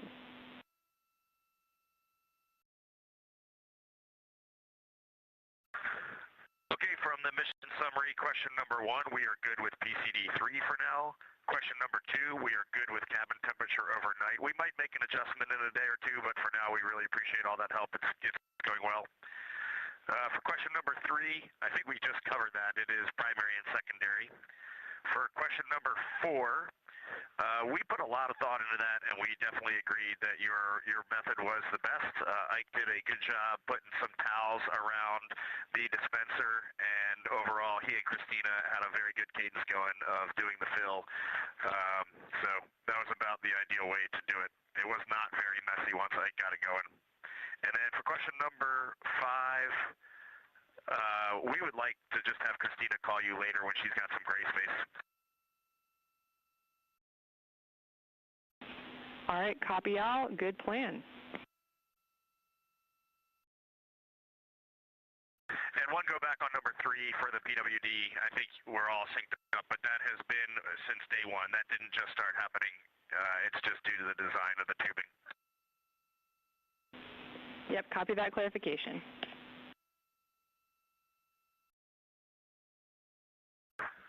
All right, it was really great to wake up this morning and look out the window and see the full moon off the front of the vehicle. There's no doubt where we are heading right now, and really appreciate all the work down there. It was also really awesome. Thank all the FIDOs. I can't believe that actually all worked. And when I saw that OTC-1 was like a 0.8 meter per second burn this morning on targeting, I thought we might skip it, and that is pretty impressive. All right, signing off. Thanks, and copy all integrity.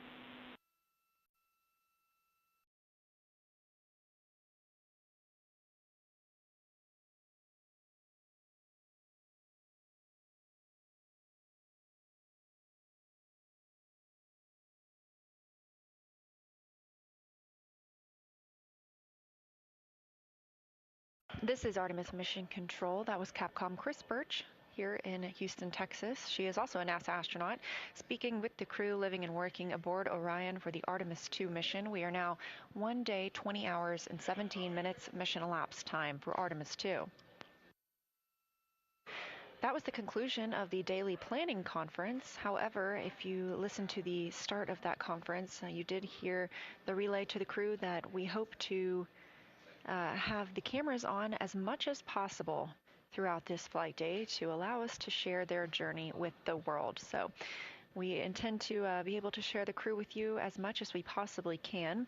They are going to move into some of their other tasks today. Again, you heard them discussing the OTC-1 burn, that's orbital trajectory correction burn, or sorry, outbound trajectory correction burn. And Christina Cook taking the camera to show us a wastewater dump. So you heard Commander Reed Wiseman reporting that they don't necessarily hear those wastewater dumps, but that they do see them. So you're getting a live look outside the windows of the Orion spacecraft as they conduct that wastewater dump.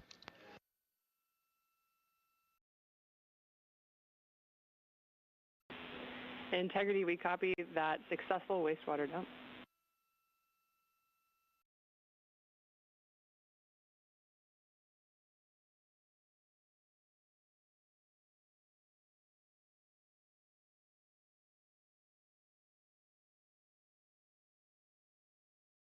At this time, the Orion spacecraft is over 106,000 miles away from Earth, 156,800 miles away from the moon. We are moving along with the crew's day. We intend to see them quite a bit, but we are going to not have views for a very short time as they are going to be speaking with their families. These are timelined opportunities to speak with family members down on the ground, so we do turn off the cameras for their privacy at that time.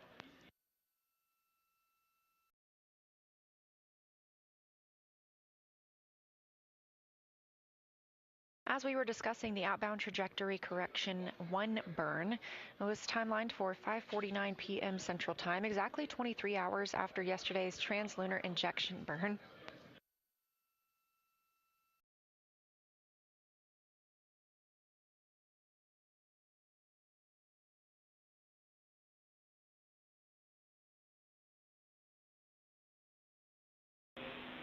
Integrity, we are all configured for the family conference. You are go to deroute the live stream video, and we'll see you after the conference.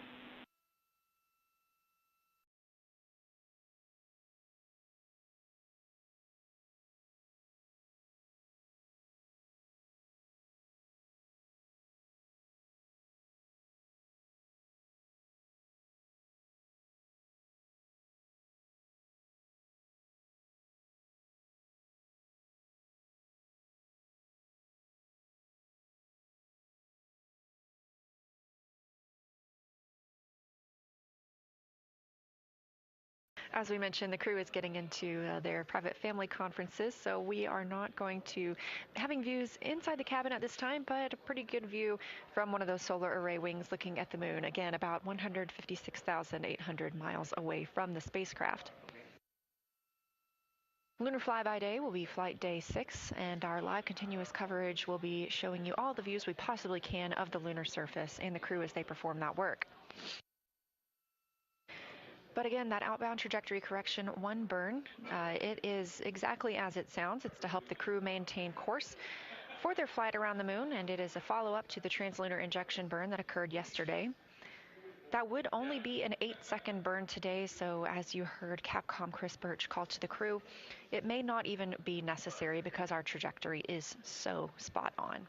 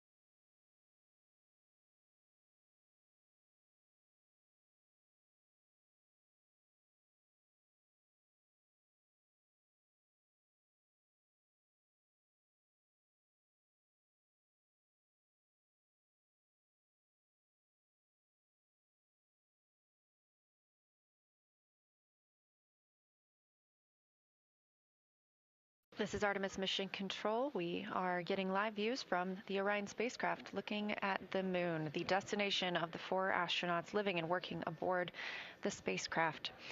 Again, the crew woke up at about 12 p.m. Central Time today.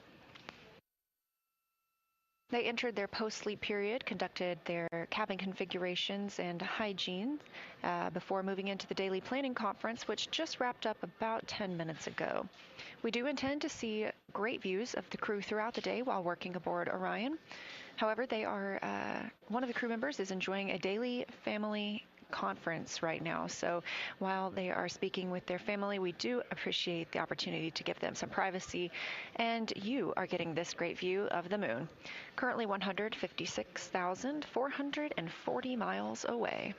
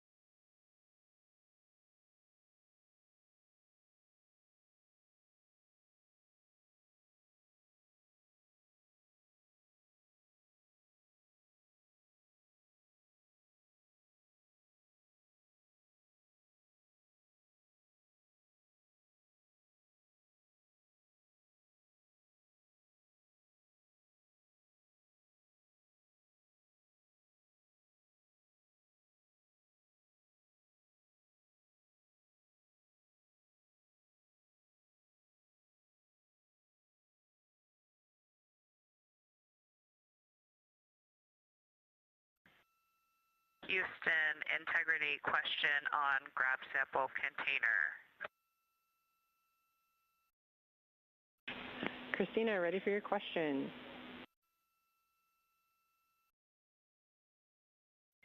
Thank you. Do you need me to use a specific serial number or just either? Either is fine. Thanks for checking.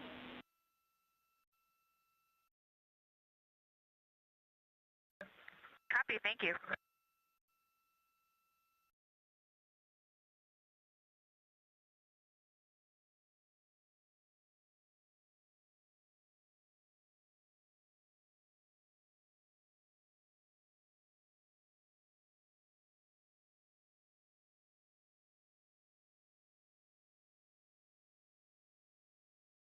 This is Artemis Mission Control. I am NASA PAO Leah Cheshire, joined here by Canadian Space Agency astronaut, Artemis II backup crew member, and a Capcom, Jenny Givens. Thanks for joining us.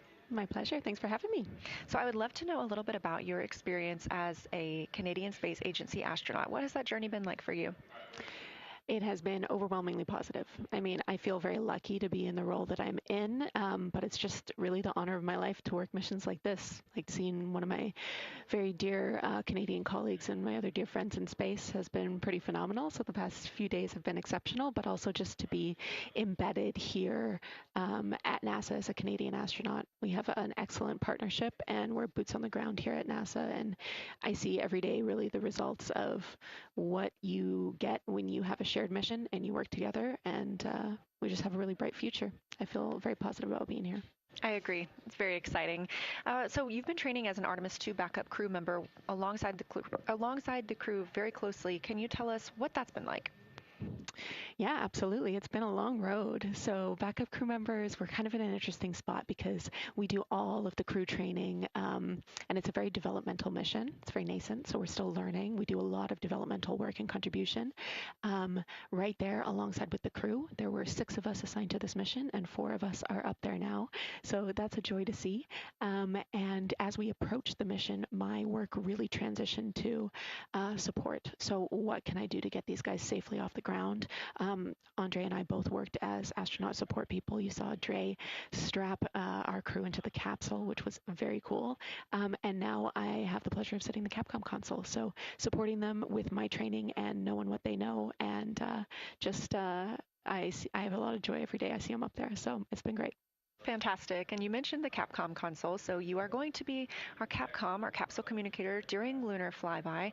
Aside from participating in sims, the simulations alongside where the crew is in the simulator, we're here in Mission Control Houston. How else have you been preparing for that monumental day? I have had the pleasure of working very, very closely with our science console. So for flyby, we'll have Kelsey Young in there. She is a phenomenal geologist, along with many of our other science support people, and they really have been training us about how to observe the moon in a way that's accurate and helpful, but also just beautiful. Like, imagine what these crew are going to see.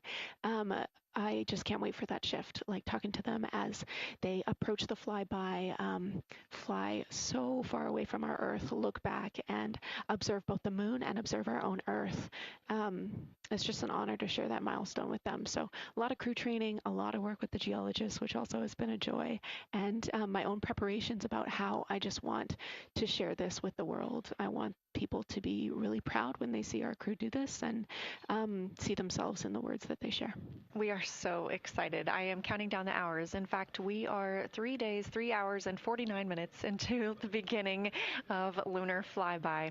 And so talking about your Capcom experience, you were the lead Capcom for Expedition 63 aboard the International Space Station. So how did that help prepare you for this, and what are some similarities and differences?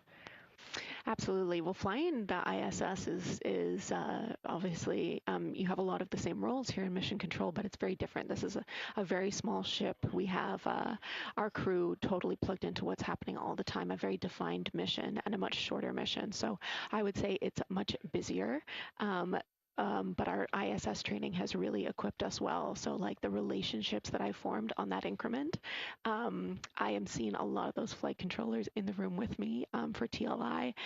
We had the same INCO or like comms controller here, that was a joy. So really relying on the relationships that I formed earlier, that's just paid dividends and has been so positive to see those people shine in their roles.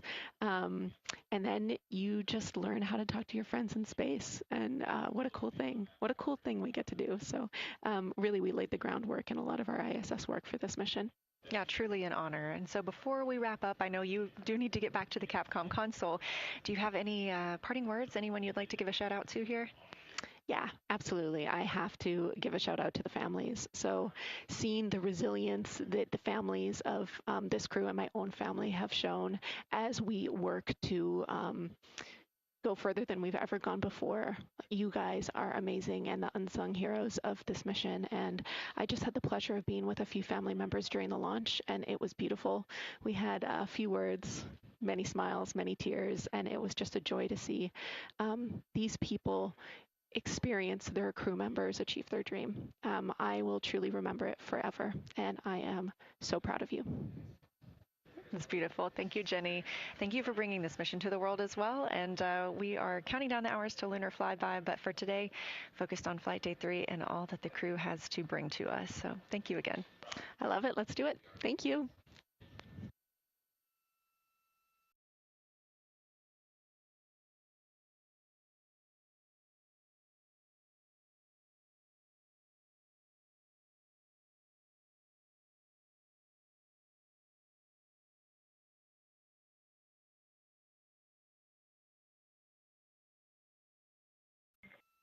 Houston, integrity. We had a great PFC on board, and we are ready for the bird conference.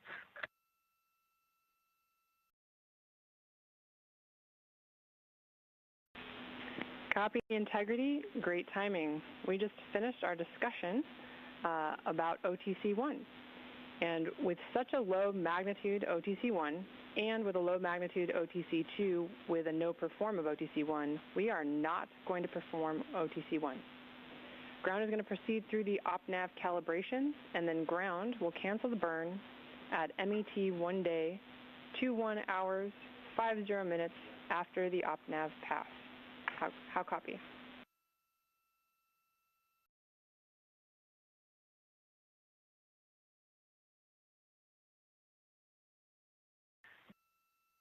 We copy snow day, and understand the time is about an hour and 10 minutes from now when you're going to cancel. That was something like 21:50. That's it, firm.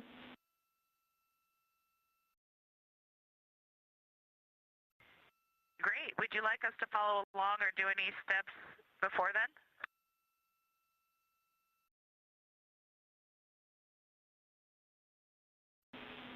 No crew action or monitoring required today.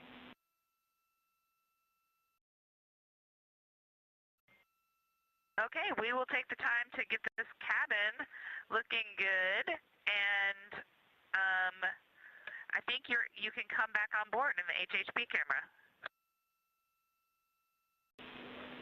Sounds great, and Christina, thank you. We'll take you up on it, and we'll be coming on board.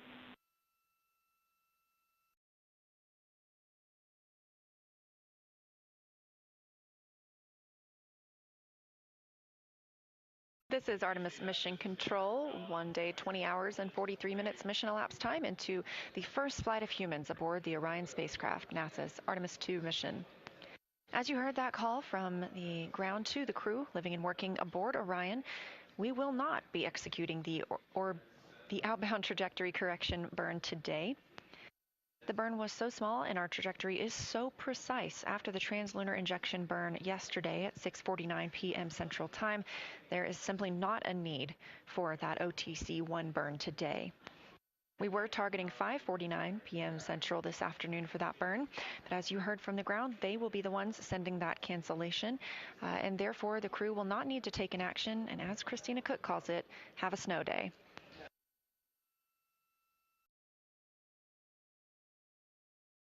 This is a live view outside the Orion spacecraft looking at the moon, 155,860 miles away.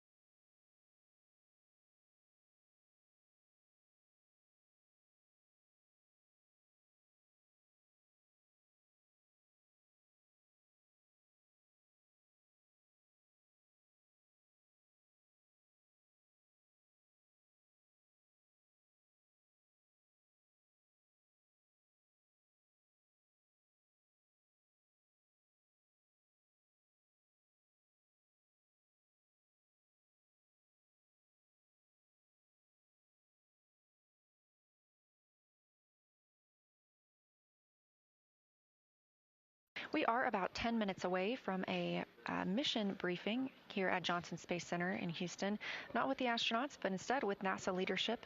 If you are watching on the NASA integrity timeline. Go ahead. Hey, Chris. Reed is complete with his EMER mask deploy for the spare mask. And we have a question about the PCD-4 when convenient. I'd also be ready to do the trash mini conference when convenient. And before we act on either of those, Reed has something for you regarding his PWD activity. Copy all. We're ready. For the PWD video, do you want that on an iPhone, on an HHP camera, or just whatever? Are you going to download that later? You're not looking to download it today.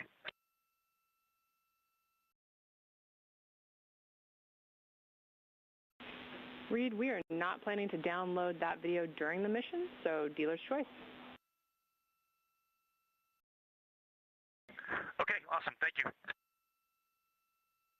That's Commander Reed Wiseman calling down about a timelined activity for the crew today. The PWD stands for Portable Water Dispenser. And the potable water dispenser is what the crew uses to fill drink and food bags. So the request from the ground and timelined on the astronaut schedule for today is to take a video using that potable water dispenser while filling up a drink bag, filling up a rehydratable food bag. Again, this is a test flight, and so we are experiencing everything for the first time with humans living aboard Orion. So this video will be reviewed by the teams on the ground after the mission.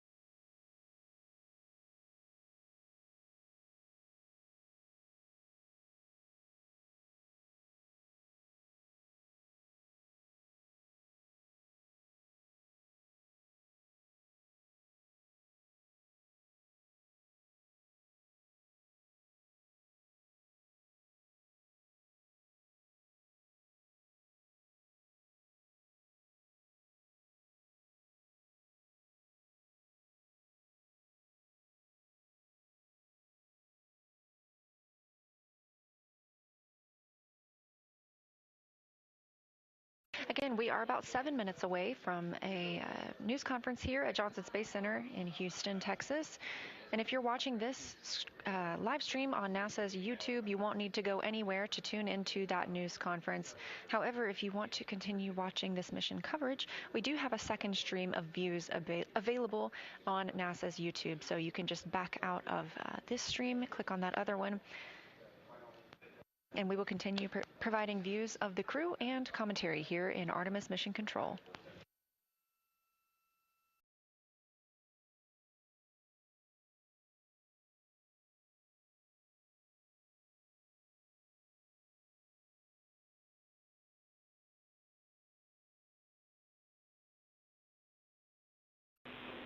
Integrity, Houston, just let us know, Christina, when you are ready for PCD-4 talk and the mini trash conference. We'll just be here standing by.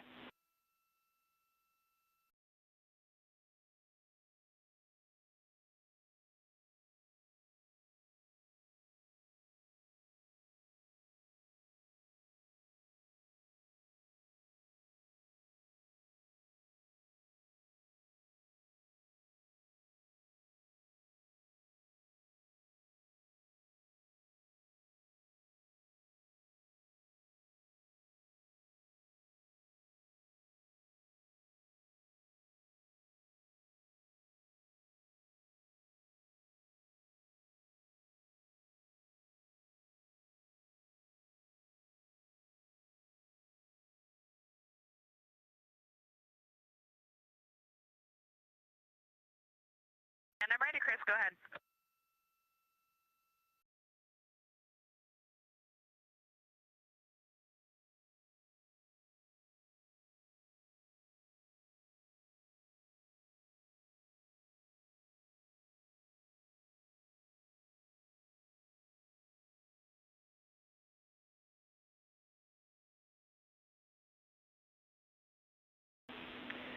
All right, Christina, this might be it. And Houston integrity, let me know if you'd like me to go ahead and start with what I've got based on the question from the flight message, the flight day message. I can just get started, and then we can generate some back and forth after that. Yeah, Christina, we will take what you got first. All right, thanks. Well, first of all, as you might imagine, there's kind of an inrush of trash when we first get up here as we're deploying everything. So we did generate quite a bit of trash in the first 30 hours of the flight. We've been managing that by kind of finding hidey holes for it and putting some of it back into empty locations. The majority of it is in official Orion trash bags. However, some of the packing material was just packed back into some of the Ziplocs that were part of the unpackaging process. So one question we have is, our understanding is that we were basically free to put trash into open locations in CTBs as it was generated, and that the hope or priority would be locations in the D and E lockers.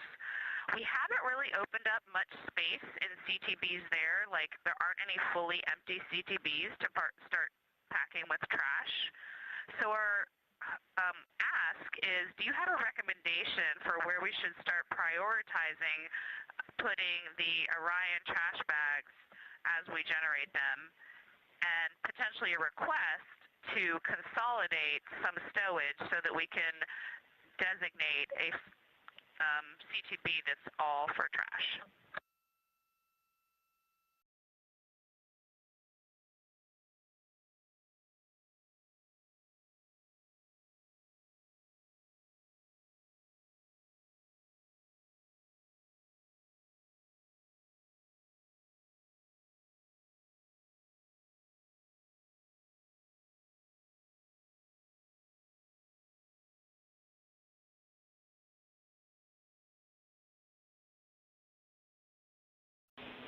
All right, Christina, we were just talking a little bit here.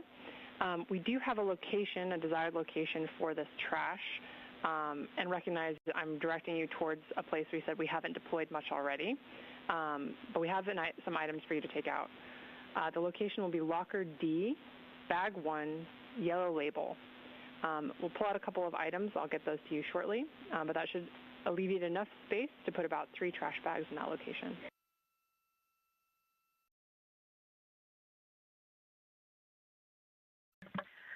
That sounds great, and that will cover the loose trash that we have right now on board. We have about 4 bags altogether, and we found a home for one of them.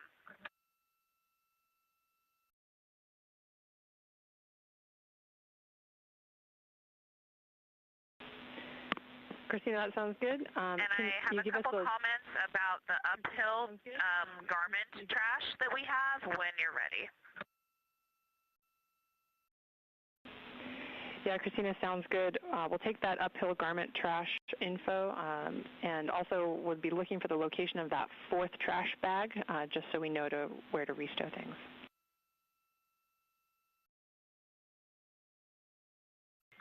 Okay, perfect. The uphill garments, so the comfort garments, we put into the Flight Day 1 clothing bags. So we basically just swapped the locations as we changed into our Flight Day 1 clothing, and we restowed it into the locker that they came out of. Additionally, into that locker, we have our mag trash. It is currently double Ziploc bagged, but it is not in an Orion trash bag. And we'd prefer to keep it that way because we have all 4 single Ziplocked mags with their odor absorption sheets in one big Ziploc, so the 4 of them together would not fit in an Orion trash bag.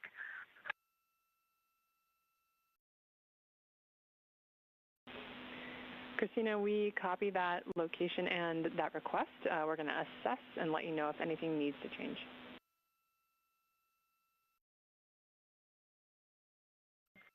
Awesome, thanks. I don't know off the top of my head the location of the 4th trash bag, but as I'm putting away the others, I'll come across it and I'll update you with that. Copy, sounds good. Another question when you're ready. Go.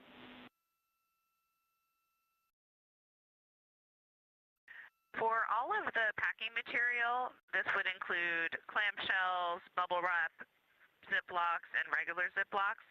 We basically feel like our training was that we didn't necessarily need to keep the regular Ziplocs, but that it would be good to keep clamshells or any designated unique Ziplocs that are padded for restow. So wanted to double check this understanding and get any guidance if we should do it differently. But again, what we're doing is keeping clamshells, keeping any unique bubble wrap Ziplocs. We're keeping them with Apologies to interrupt the crew aboard the Orion spacecraft, but if you are watching on NASA's YouTube, stay tuned. We are expecting our news conference to begin momentarily.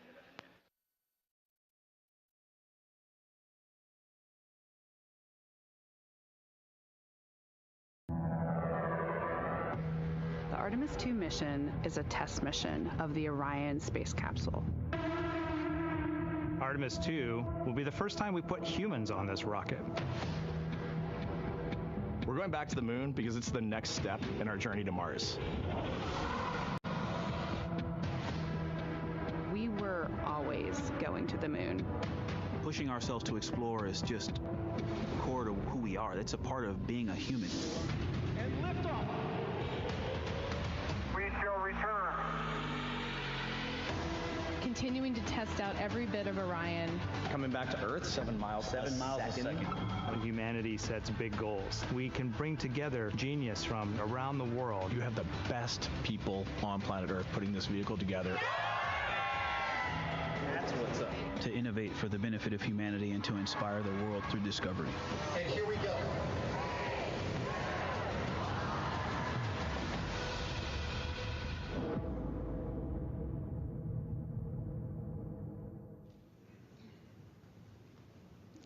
Good afternoon and welcome to NASA's Johnson Space Center for our Artemis mission status update. We are joined today by Lakeisha Hawkins, Deputy Director for NASA's Artemis program, Judd Freeling, Artemis II Flight Director, and Howard Hugh, Orion Program Manager. We'll be taking questions from here in the room and through our phone bridge, but before we kick that off, we will go ahead and start with opening remarks. Lakeisha, go ahead. Thank you. And welcome to the third day of Artemis II. We appreciate the continued interest from around the world in the mission and in our crew. Since yesterday's translunar injection burn to send the crew around the moon, the mission continues to perform well overall, and the crew is in great spirits. Currently, the crew is more than 100,000 miles from the Earth and about 150,000 miles to go away from the moon. Victor said that we call amazing things that humans do moonshots for a reason. And indeed, this is literally and symbolically our moonshot that we're in the middle of. It's great to get some very clear video and images of the crew yesterday, and the crew configured their cameras aboard Integrity, and we have some of the latest images to share with you. If you could call up the first image. This first one we got to the ground shows the unique vantage point of the crew as they look back at the Earth. It shows a backlit Earth revealing auroras as the crew heads towards the moon. It was taken by Reed Wiseman out of an Orion window, and it features 2 auroras, top right and left and bottom left, and zodiacal light, which is at the bottom right. It's visible as the Earth eclipses to sun. You know, it's great to think that with the exception of our four friends, all of us are represented in this image. You could call up the next image, please. This one shows Earth, as you can see, the Terminator line. And Reed also took this photo after translunar injection burn yesterday.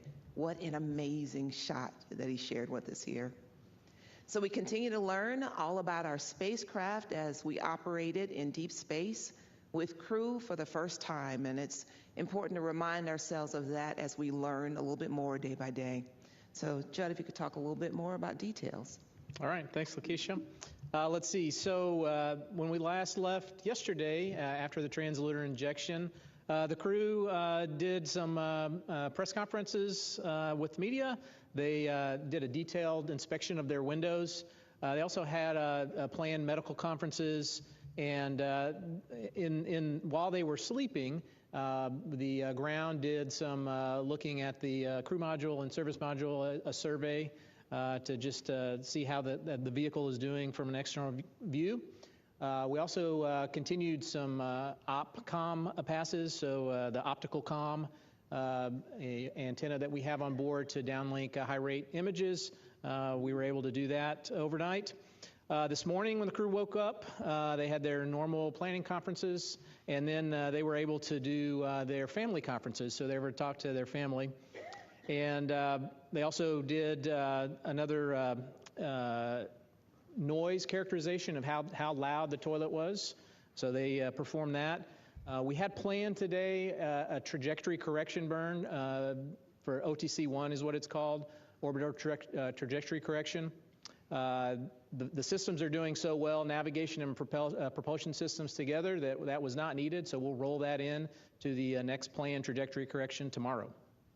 And I'll hand it over to Howard to talk any specifics on the Orion systems. Thanks, Judd. Great to be here again. Let's see, our subsystems continue to perform very well. Everything is nominal and as expected, so really good to report that today to you. As Judd said, we did the translunar injection yesterday, and we get a chance to look at the data, and the propellant usage was within 5% of our predicted usage limits. So it was really good to see it go so well, and the performance for that 5 minutes, 50 seconds was outstanding. Let's see, across other subsystems, no issues relative to solar array and power generation. The air revitalization system is doing very well. We are scrubbing CO2 at very good, healthy levels. We're keeping the humidity in the right range. And the crew, obviously you've seen, looks like they're enjoying their time in the cabin. And across various other subsystems, like I said earlier, we're performing as expected or better in some cases. Now we are working through one issue with the SM prop in terms of pressurization. So we have helium that pressurizes the propellant tanks, basically pushes out the oxidizer and the fuel in order to make some of the major burns. And so we had to shut off, isolate one of the branches. We have redundant branches in the system, no emission impacts. This is why we build redundancy in the system.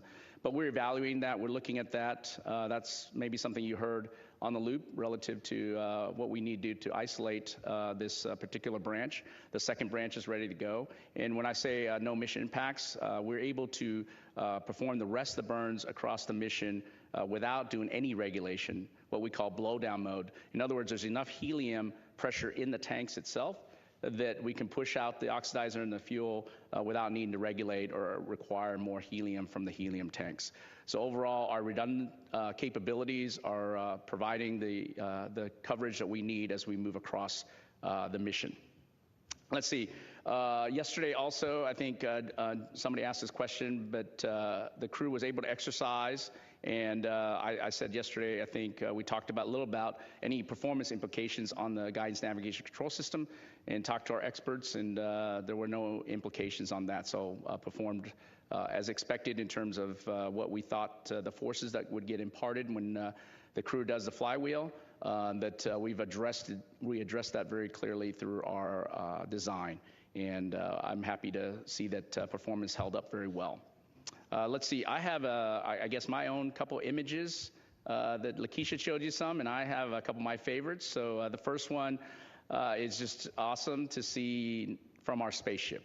Out the window, our beautiful home planet, the Earth. I believe Reed took this picture, and it just brings a lot of great emotion to me, and to see that picture being taken. I know there's a lot of other pictures that we're going to see that are just going to be outstanding and fantastic to be able to enjoy. And then the second one, I had not seen the crew in a while. I've obviously heard them, but to see them in the interview, I do believe that I think Jeremy is too comfortable that way. I'm not sure he's working that hard, so I'm going to have to check to see if he's doing anything more than just laying there on the side here. But great to see the crew, great to see their smiling faces, and hear them talk about their experience already so far. And I can't wait to talk to them when they land home back Earth. And I think that's it for me today. All right, thank you. We will go ahead and start our Q&A session. If you're in the room, please raise your hand if you have any questions. And if you're on our phone bridge, please press *1. We'll start right here with Mark in the back. Hey, hello everyone. Good to see you all again. Mark Strassman with CBS. John, I want to ask you a question, if it's okay. You know, there are millions of Americans, unlike people in this room, who are just catching up with the fact that there's a moonshot going on this week. Who knew? So I want to just sort of scoot ahead to Monday's milestone, the lunar flyby. Why does it matter? What do you hope to get out of it? So it matters because, you know, the whole point is to go back to the moon. The whole point of this mission is a campaign to get back to the moon. And the being able to see with human eyes the lunar surface is a huge milestone, right? And that just articulates the point, you know, that we're going back to the moon, we're going to stay there, right? And so this is the first step towards that. We'll obviously build upon that. We'll get eyes on the moon, kind of map it out, and then continue to go back and in force. Yeah, I think maybe I'll go next. I think for us, I'll just touch or follow on what Judd said, which is the building blocks. You know, we're building a transportation system. And to have a reliable and robust transportation system, you need to test flight the transportation system. And I think that's really important. We've demonstrated on Artemis 1 with uncrewed capability. We've added a very important aspect of it, which is the crewed capability. And that crewed capability enables us to really understand how, when we have people in the cabin, how the systems operate and the adjustments we need to make. You hear a lot of these kinds of things that over the loop, you know, minor adjustments we need to do. Certainly engineering expertise and the design we put in has a certain understanding, but until you put people in the mix and you operate it and really understand what you need to do to operate in this kind of environment, you don't get that until you're in that environment. So I think that's really important. Yeah, part of what we're doing is the technical aspects and what we are learning from taking ourselves around the moon. The other part, obviously, is what you talked about, which is capturing the imagination of people, right? And we have far more engagement than we had hoped to have, and we hope that it will increase as we continue to take further and further steps into this mission. Okay, we'll take our next question here in the front, and then Eric next. Hi, Mark Kirkman with NSF. This is probably for both Judd and Howard. I'm very fascinated, we just saw some imagery of the waste dump, and I'm very fascinated with the prediction of needing the correction burns versus what's going to be the reality. I was wondering, because there's so little available material on this on the subsystems, at least publicly available material. Can you summarize the things other than the waste dump that would affect or perturb the trajectory? What vents off of this vehicle as opposed to what we know from shuttle like Fest dumps and stuff like that? And were you surprised that you didn't need this burn? Are we tighter in the prediction than is the reality tighter than the prediction was so far? Yeah, so two parts to that question. First, so the major contributor to dispersions is what we call them, basically unplanned little tiny jets, are the carbon dioxide scrubbers. So they vent overboard, right? Vent the CO2 overboard, and so that's it's supposed to be a non-propulsive vent, but it has some propulsion to it, just like the urine vent has a little bit of propulsion to it. And so that causes minor trajectory deviations. Were we surprised that the orbiter correction or the trajectory correction was a no-burn? No, not at all. I mean, it's well within bounds. What happens really is we have a threshold by which if the required correction is low enough, that means that our fidelity on our lowest thrusting jets, our reaction control system, it's just not worth it, right? And so we'll just build up more errors and fix it on the next trajectory correction burn. I think it's really good to see that we don't need these minor correction burns. It shows that our navigation performance and our ability to get ranging has been outstanding, and that these venting things, whether it's wastewater or the life support CO2 venting, doesn't cause the disturbances that are greater than what we would expect in terms of our performance. And I believe, I think we might have skipped maybe two. I know we skipped one correction burn on Artemis 1 already. And so it's not unexpected. And so the flight control team gets an opportunity to determine when the delta V is very small, whether we actually need to execute that burn or not. Okay, Eric, go ahead. Eric Berger, Ars Technica. Yesterday, Howard, you made a comment about you wanted a little more humidity in the capsule, I think during the briefing, which as a Houston resident is always kind of funny to hear. But just now you mentioned that the humidity level was up and good. And maybe you could just talk about sort of the comfort in the cabin. I think there have been some questions about temperature. So kind of what temperature swings and what's the ambient temperature and sort of crew cabin comfort level? Yeah, I'll let Judd start with crew cabin temperature, and I can follow up. Why don't we try that? Yeah, so we had a cabin temperature that was in the mid 70s when we first got on orbit, and then we turned off some of the shell heaters, and the temperature dropped around about 65 degrees or so. And then we understood that the crew was not comfortable at 65 degrees.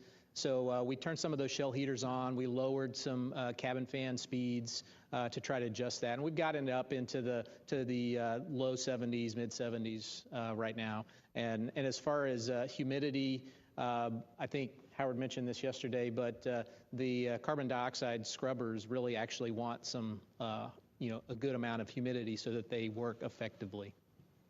Yeah, so I'll answer, we've got a lot of different kind of knobs to turn to enable the comfort level or temperature changes. For example, the pressure vessel heaters that Judd's talking about, we can go up to 85 degrees. We're not anywhere close to that yet.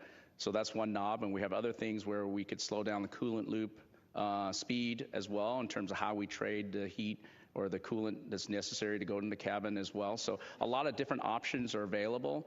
And overall, keeping a steady state relative to humidity in the cabin allows us to make sure we get good readings also from the CO2 and the CO2 scrubbing associated with that humidity. I do want to remind us, though, that this is a part of what we want to do. We want an opportunity to be able to exercise these knobs that Howard is referring to so that we have a good characterization of the system going forward.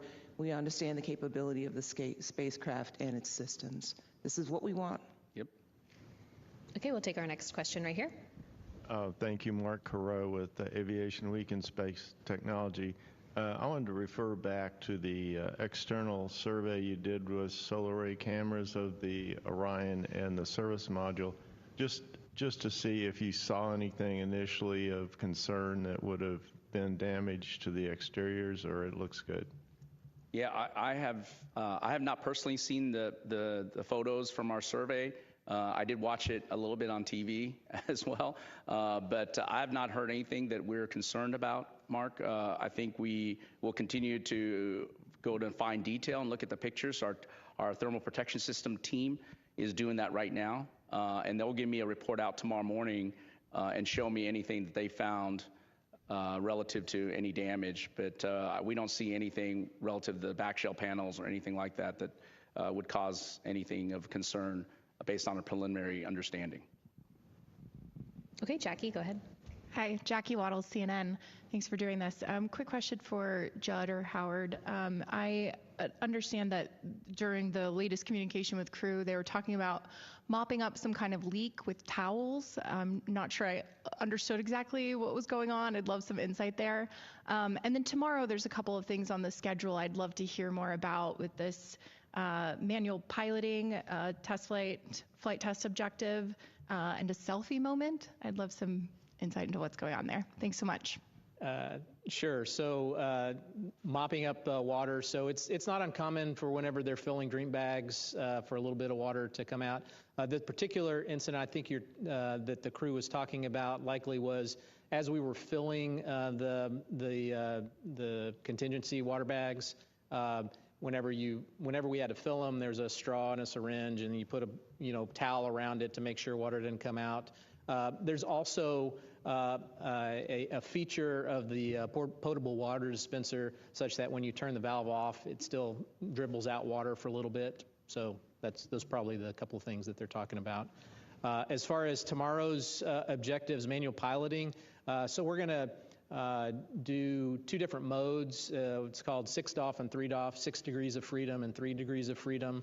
It's different thruster modes of how much control that you have in all the axes and translation.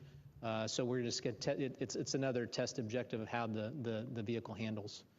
And selfie, I think that's probably a selfie of the Orion vehicle with the cameras.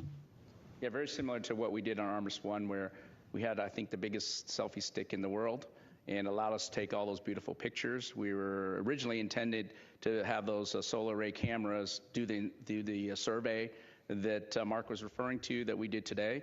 But because we were performing so well that we were able to use one of the arrays as a selfie stick, and so that was terrific. All right, we'll head to the phone bridge for a few questions. Our first question there is from Joseph Howlett with Scientific American. Hi, Joseph Howlett here, Scientific American. I'm curious about how the crew is faring on board, how their spirits are. I was surprised that they only got to talk to their family now, and how did those conferences go? Yeah, so we'll say a little bit about that. They are in great spirits, and they are really excited about the opportunity to be there and what's going on. Obviously, they've been very, very busy the first couple of days, especially leading up to translunar injection. But now that we've gotten through that, that's why there's been an opportunity for them to do things like have a conversation with their families. And in terms of the great things that are going on, they did get awakened this morning with a song called In a Daydream by the Freddie Jones Band. So there's a lot of fun things going on in addition to a lot of hard work. Okay, our next question on the phone bridge is from Micah Maidenberg with the Wall Street Journal. Hey, I just had a couple of quick ones for Judd. Judd, I wanted to make sure I understood this lunar science observation period. So during that 6-hour period, that's when Orion's traveling around the far side of the moon for the entire stretch of that, or not? And do you know approximately when on Monday that 6-hour period begins, like in Eastern or Central time? Thanks so much.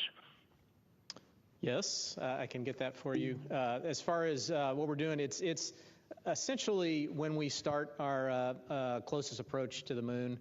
It's pretty much the entirety of that day we'll be able to see the moon, and so what we're doing is we're doing visual observations, taking camera shots of the moon and the like. As far as when we start it, it's going to be UTC of around 1830 UTC on the 6th.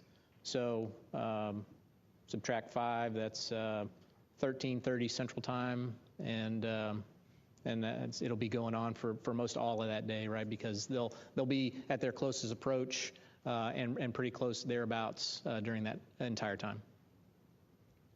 Okay, we'll take one more question on the phone bridge and then back here in the room. Our next question is from Marcia Dunn with the Associated Press. Oh, hi. Thanks for taking this. Probably for you, Judd. NOAA just issued a geomagnetic storm watch, G2, coronal mass ejection. I know you guys are watching this throughout the mission, but will this one, it doesn't seem to be too bad, but will the crew be doing any precautionary measures because of this? And same question from yesterday, what's the latest revised numbers for closest approach to the moon, all the numbers and distances? Thank you. All right, yes, so we do have our radiation specialists that monitor all of that stuff, and if any of the sunspot coronal mass ejections happen from the sun, if they get to be a concern, then obviously we have mitigations, radiation shelters we put up. We do not expect that from this one, but we are continually monitoring that.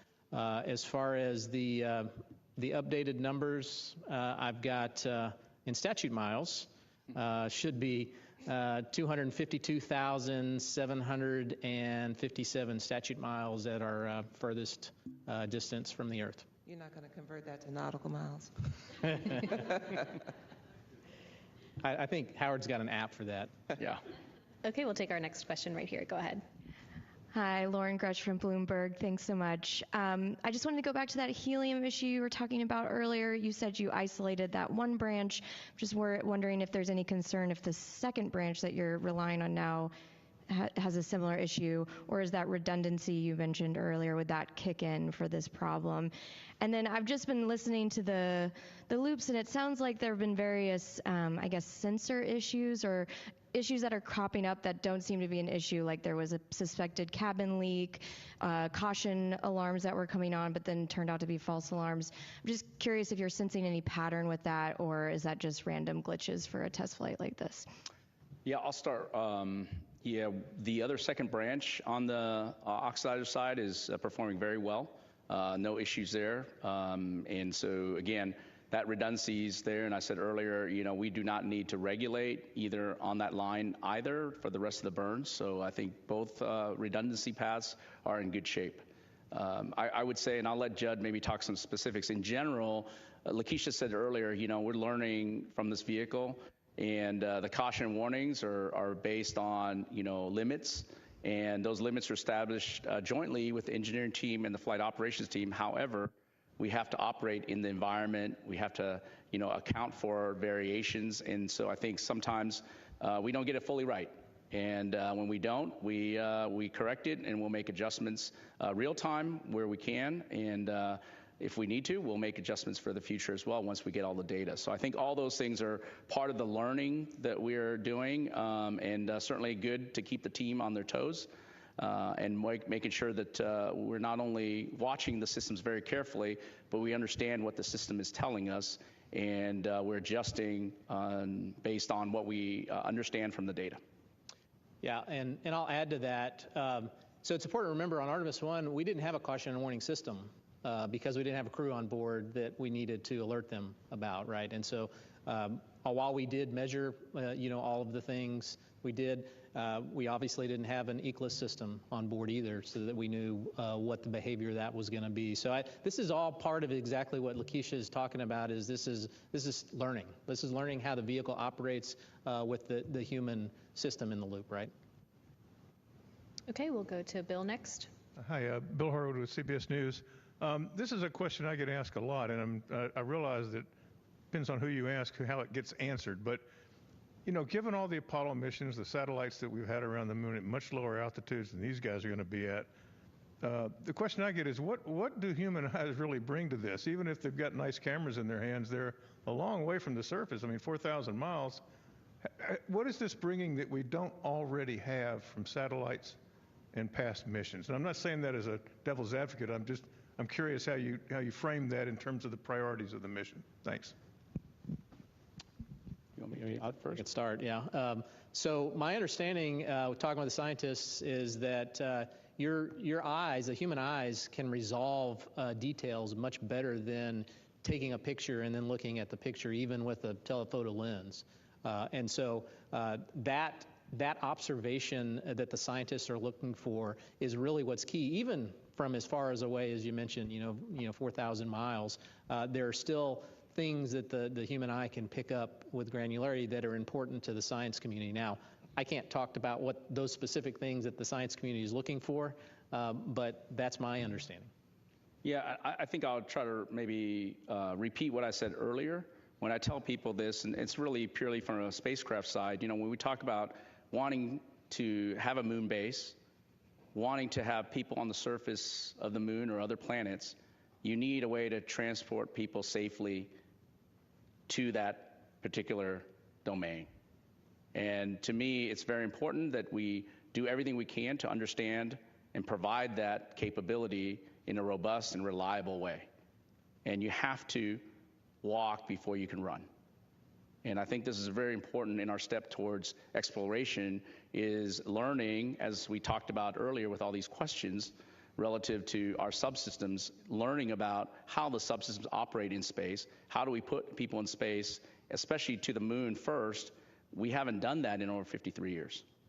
This is a whole new generation of learning that we're trying to do. Certainly we learned a lot from our Apollo, I call giants, but we have our own learning to do, and we're trying to be more capable, and we're trying to provide more numerous opportunities to go to the moon so that we can put people down on the surface.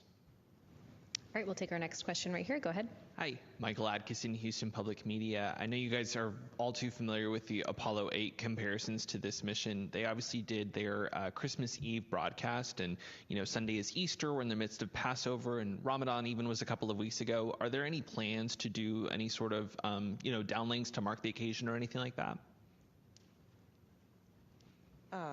There will be an opportunity, obviously, to hear from the crew, and we will be having a conversation in terms of what they intend to share with us.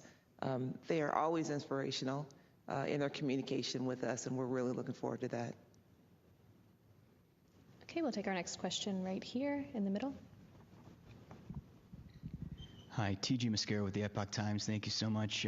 My question, Howard, what specific things have exceeded your expectations in terms of the Orion spacecraft? Wow, that's interesting. I would say that, just how happy and how well trained the crew is and our teams are to just work through just minor issues that we've had. To me, it's not so much an exceedance of expectation. I expect that, but just to see it in play, just to see how well that's working out. Of course, I expect our spacecraft to perform, but you never know. This is why we have a flight test, and it makes me very happy to see that although we have some minor issues to deal with, the team operates very well with the crew, both on the ground collectively between our mission evaluation room, our flight control team, and with the crew together, working together. And of course, the spacecraft is responding in a way that, of course, we knew about from Artemis-1. Every spacecraft is different, but the process is the same, the rigorous testing that we do and the analysis we do. And so I would say that it's always good to beat expectations. Richard Two of the Post newspaper. A question for Judd. Talking a little bit like a different aspect of this, so that with the MCC, can you talk about so many moving parts make this mission successful coming out of that department? What's the tone and the consensus of the controllers, the directors, as they see this mission transpire, and what are they thinking as far as how things are going so far in the mission? So my sense is that there's a lot of people that are very excited, right? And excited not only for the overall general, objective that we're going back to the moon, but also just from, there's a lot of time that people have invested in training for this mission, developing the mission, being able to work well with all of the teams together, and to see that come together. I think there's a lot of excitement there, and it shows. Going off that question, just curious, the technology's changed so much in mission control from the Apollo days to Artemis.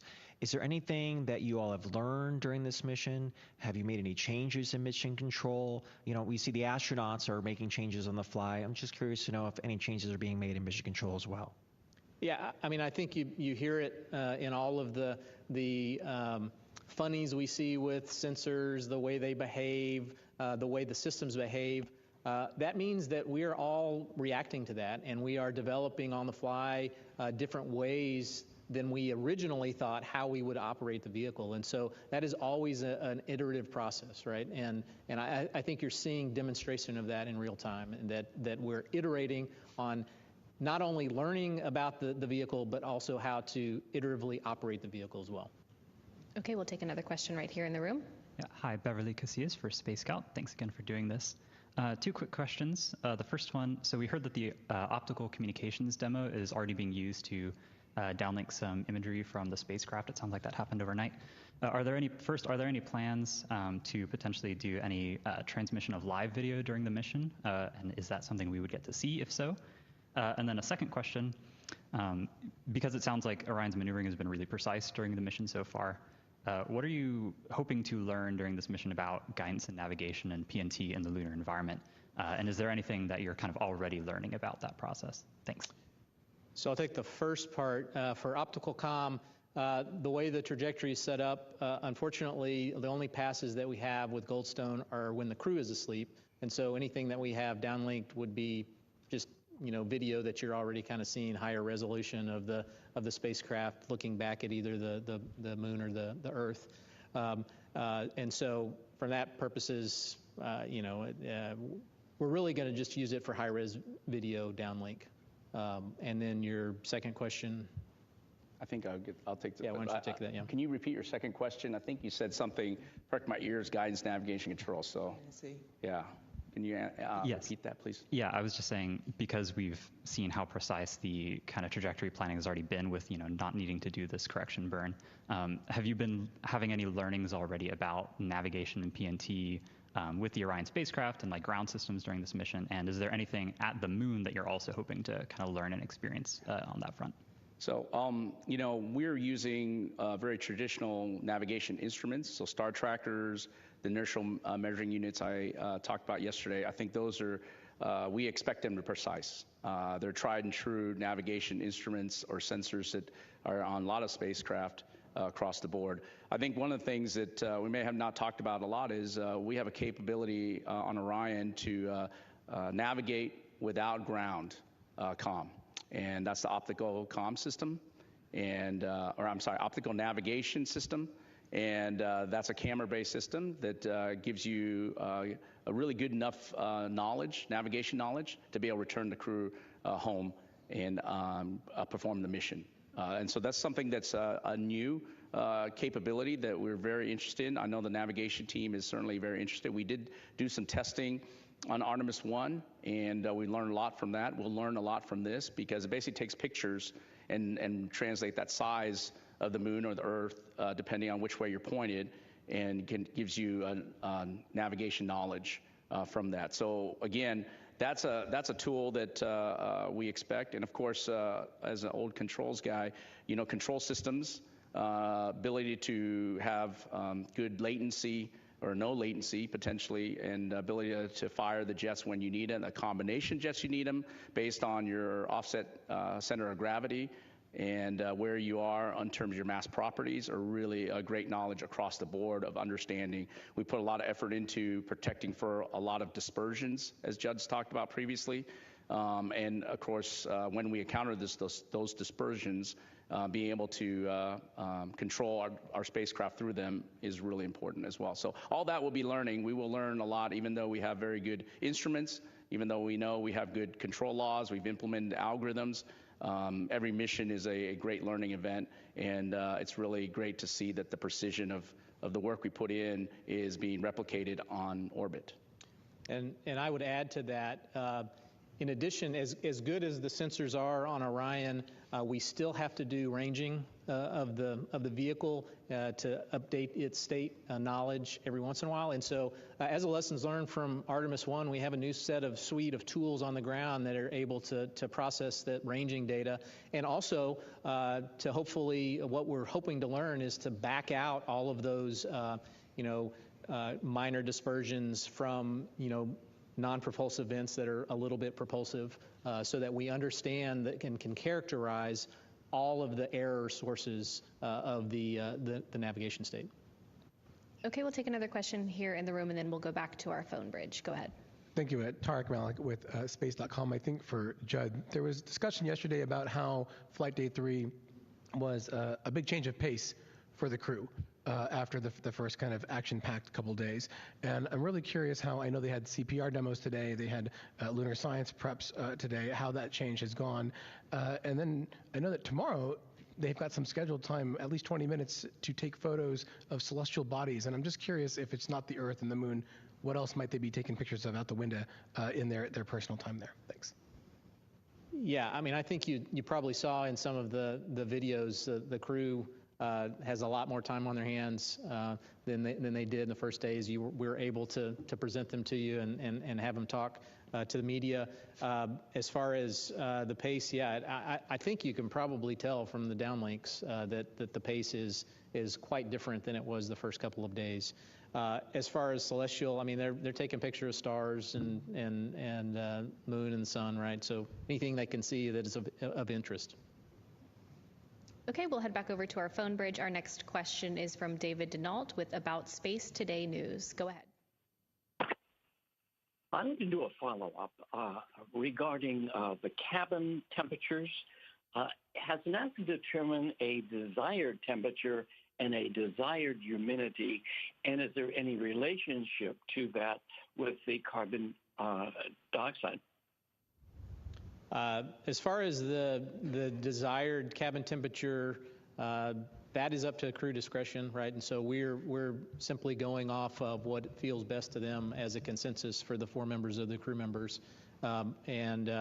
Humidity, we have to have some amount of humidity. I think we mentioned earlier for the carbon dioxide, we don't want it to be Arizona dry, I think is the term to use. We certainly want, but obviously the crew doesn't want it to be Houston humid either, right? So. Yeah, that's about right. Yeah. About 70s and about 25%, somewhere around there. Yep. Yep, they're comfortable. Okay, we'll take another question from our phone bridge. Our next one is from Allison McGraw. Go ahead.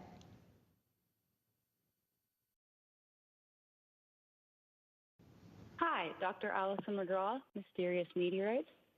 Congratulations on the continued success from a giant leap for planetary science.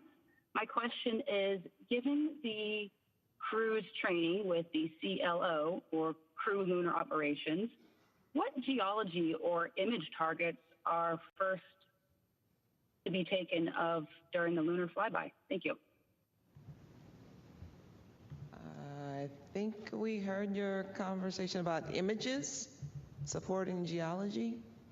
Yeah, so the crew is definitely going to be preparing themselves during the lunar flyby and during the time that they are going around the moon to take images. They are actually working now with the science team that has gotten underway, and they are doing preparations and working together to figure out what will be of interest and what they expect to see on Flight Day 6. And so that coordination continues as guided by our science team. Okay, we'll go ahead and come back here to the room. If I can get a show of hands, how many more questions we have. Okay, we'll jump right over here. We'll take a few on this side, and then we'll come back over to this side. Hello, Dan Lenahan from the Naval Postgraduate School. You've talked about this mission being a flight test program and an envelope expansion. And with the importance of the International Space Station, can you maybe talk about how the systems in Orion were originally kind of tested out prior to this mission in order to kind of succeed? Yeah, I'll start with the Universal Waste Management System, or the toilet. The same toilet was flown on space station. I think the crews there were able to operate it for roughly about 2 weeks, if I remember. And so that was a really good, important test in a relevant environment against our toilet that we would be able to fly to the moon with.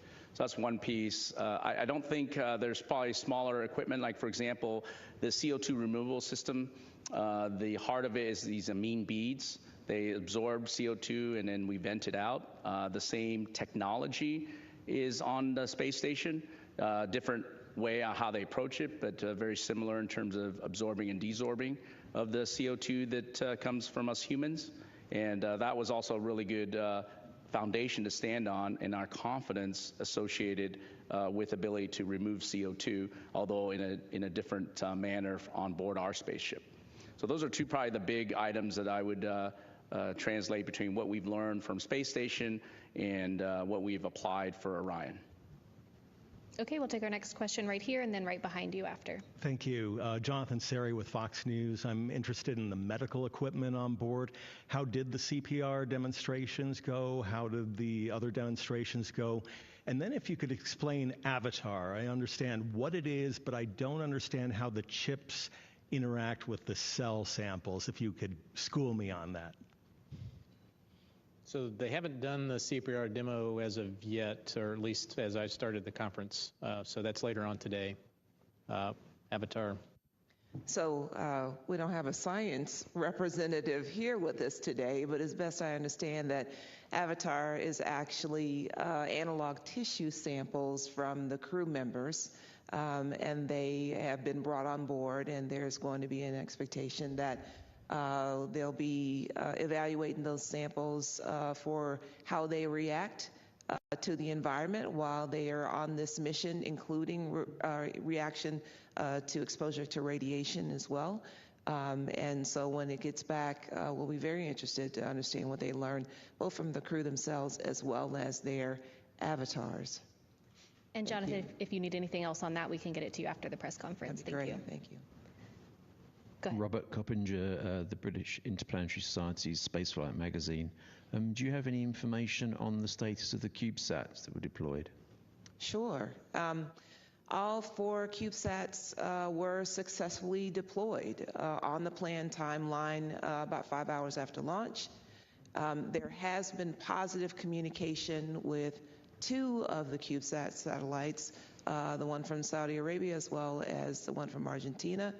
And then in terms of how they're faring, at this point, it would definitely be best to reach out to the payload owners in terms of how they're doing. But they absolutely were deployed as expected. Okay, we'll take another question over here, and then we'll head back over to the right side of the room. Hi, Katrina Miller from the New York Times. Any milestones we can expect for the rest of today? What are you 3 focused on for the latter half of day 3? Sure. As was previously mentioned, we have the CPR demo. We'll have another press conference with the crew. They'll go look at do their med kit evaluations of what they have on board. Also, we have, as far as communications with the Deep Space Network, we're going to test out again the emergency comm mode in a more deliberate fashion. And I believe Jeremy has a press conference with so it's a CSA press conference, and then some more planned medical conferences. Okay, we'll take our next question from Will. Go ahead. Hi, Will Robinson-Smith with Spaceflight Now. Thank you all for the time today. Question for Howard. It might be a little bit early to ask this, but from the performance you've been seeing in Orion so far on hardware and a software side, do you foresee any notable changes or updates to hardware or software for the Orion spacecraft that will fly Artemis 3 at this point, besides the heat shield, of course? And then the images that we've seen so far, for whoever wants to take this, so far have come from Reed Wiseman. Don't know if that's just happenstance or, if the other crew members are getting good pictures, but will we see a variety of the photography skills in the days to come? How is that kind of being decided and divvied up at this point? Thanks. All right, I'll take your first question. I think walking into this meeting, or this mission, and hearing from you here relative to just the software changes we're talking about are going to be caution warning for sure. The limits that we put on, we're going to learn a lot from this mission. So there's going to be, I call them software. You probably don't think of them as software, but really data values for limits. So those will be changing for sure. We have not seen any issues with our flight software, the actual code itself. Of course, we'll learn a lot more as we go forward the next few days. Hopefully we'll find nothing.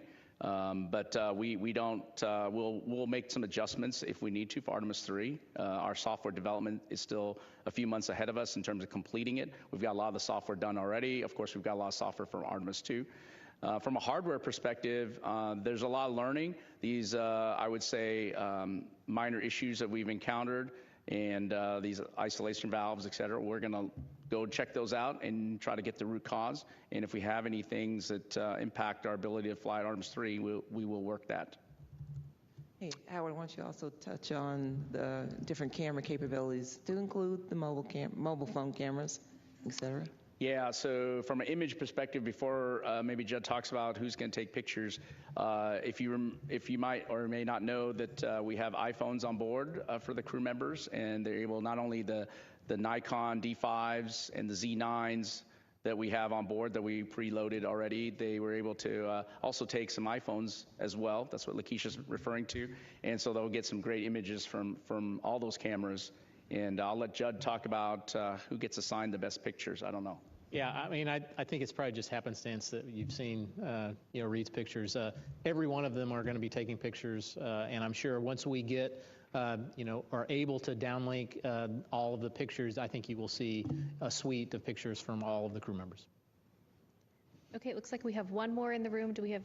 Okay, we'll go ahead and take one from you, and then we'll head back over here. Thanks. Hello, Kaya Burgess from the Times of London.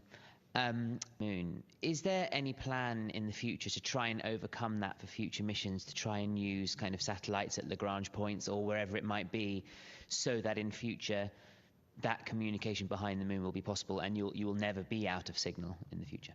Obviously, it's been possible for Chinese missions that have landed landers on the far side. Is that something that you will be looking into? So I'll just mention, as part of the administrator's Ignition initiative, he has talked about all kinds of different capabilities that we are going to try to add in a stepped approach to include capabilities on the surface on the moon, as well as communication capabilities. And relay capabilities will be absolutely a part of that for supporting us in the future. Okay, we have another question right here. And do we have any additional questions after this one? All right, one last question in the room. Thank you. Rod Powell at Astro Magazine. Similar question. How long do you expect the blackout to be during the flyby? And given that there's no burn back there, is there any reason to be chewing our pencils? And is there anything to learn from the timing when they come back out and you reacquire signal? Thank you. So as to your second question, no, physics takes over, and physics will absolutely get us back to the front side of the moon. Let's see, I don't think I have the timing yet on this for how long we're going to be out of comm, but I can get you that. Is it about 40 minutes? Yeah, it's around. Somewhere in that vicinity? Mm-hmm. Yes, it is 40 minutes. All right, well, it looks like that's all the questions we have for today. Thank you so much for joining. We'll see all of you back here again tomorrow at 4:15 for our next mission status briefing. As always, you can keep up with all the latest news and events during the Artemis II mission at nasa.gov. Thanks for joining.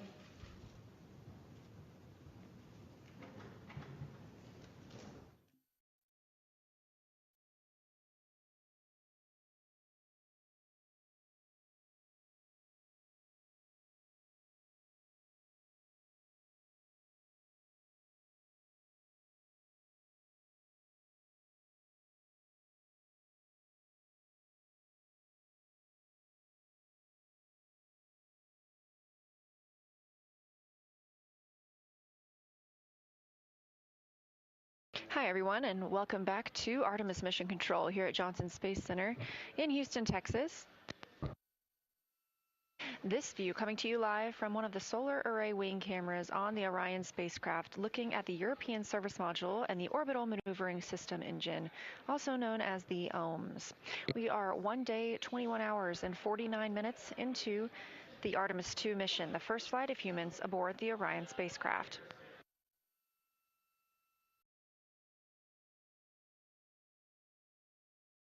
Orion and her crew, Reed Wiseman, Victor Glover, Christina Cook, and Jeremy Hansen, are now 111,482 statute miles from Earth and continuing to increase that distance as we continue to grow closer to the moon, 153,763 miles away.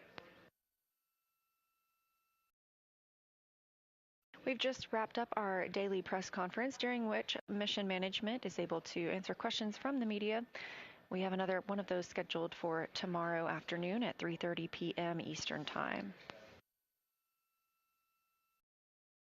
We're live here in Mission Control Houston 24/7, providing updates as the crew continues their work aboard the Orion spacecraft. One of the most major events for today was the OTC-1 burn. That was the Orbital Trajectory Correction 1 burn. That was timeline to happen at 5:49 p.m. Central Time. However, that burn has been canceled because there is no need to correct the trajectory of Orion at this time. That burn follows the translunar injection burn at 6:49 p.m. last night. The translunar injection burn took us out of high Earth orbit and sent us toward the moon. It also commits us to a splashdown on flight day 10. Because that burn was so precise, teams were able to cancel the OTC-1 burn today.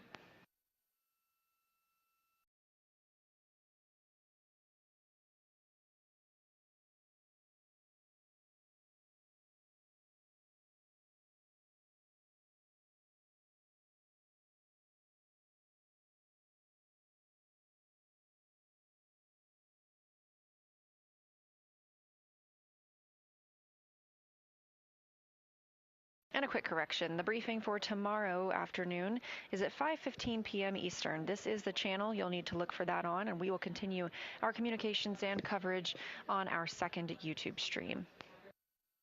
However, we are back here with the crew for the rest of the day. They woke up at 12 p.m. Central Time and have since then configured the cabin. They also spoke with the teams on the ground for the daily planning conference, and we got some great views inside the cabin.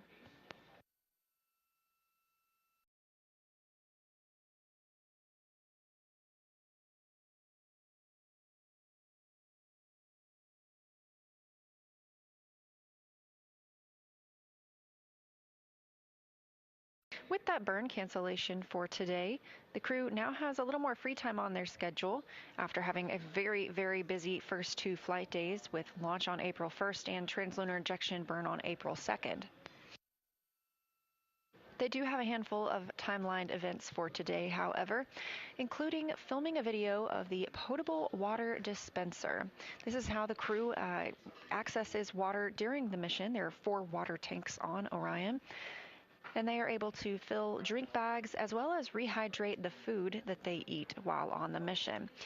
As this is the first time we have crew living and working in Orion, the team's timelined an event for them to video themselves filling up those drink bags, filling up a rehydratable food bag to help us understand how the system is working in orbit. They will review that video once the crew has returned to Earth.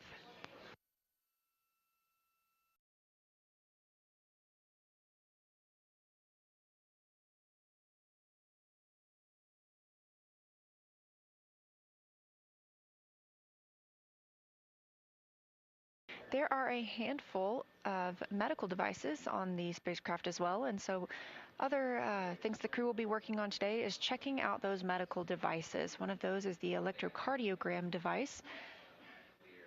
They'll be able to check that out on one of their fellow crew members. Later on in the day, they will also activate and check out other diagnostic devices of the Orion medical kit system, including the blood pressure monitor, thermometer, stethoscope, and otoscope.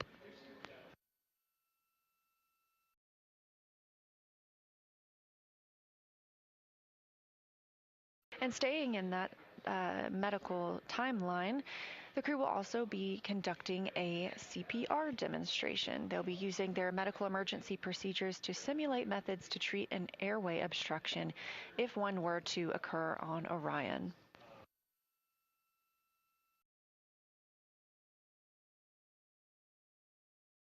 A key feature of many of these events, as mentioned with the potable water dispenser, is that these will need to be recorded. These will serve as training videos and also help teams on the ground learn how to best prepare the spacecraft for future missions.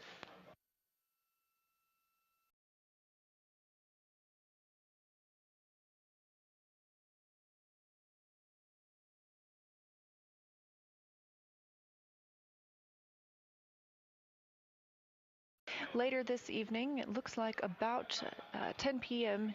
Central Time, the crew will also work on configuring the cabin for lunar flyby. Now they will deconfigure it because flyby is not until flight day 6, but this gives them an opportunity to practice their positioning throughout the cabin as they prepare for flyby.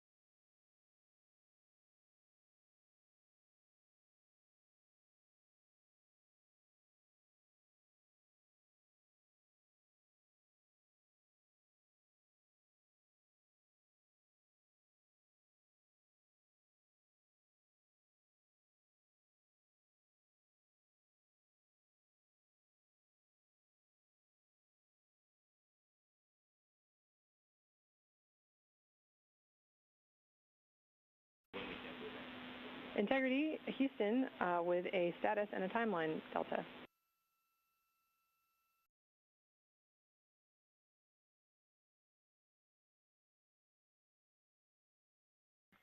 Go ahead, Chris. All right, we wanted to let you know that we are stepping into our burn cancellation procedure here from the ground. We have attempted to suppress any expected caution and warnings associated with that. Just want to give you a heads up. And then we'll let you know when we have a new active burn plan. The other piece is we'd like you to give us a call prior to the CPR demo. Consider that a hard scheduled activity for now so that we can position the SAS. How copy?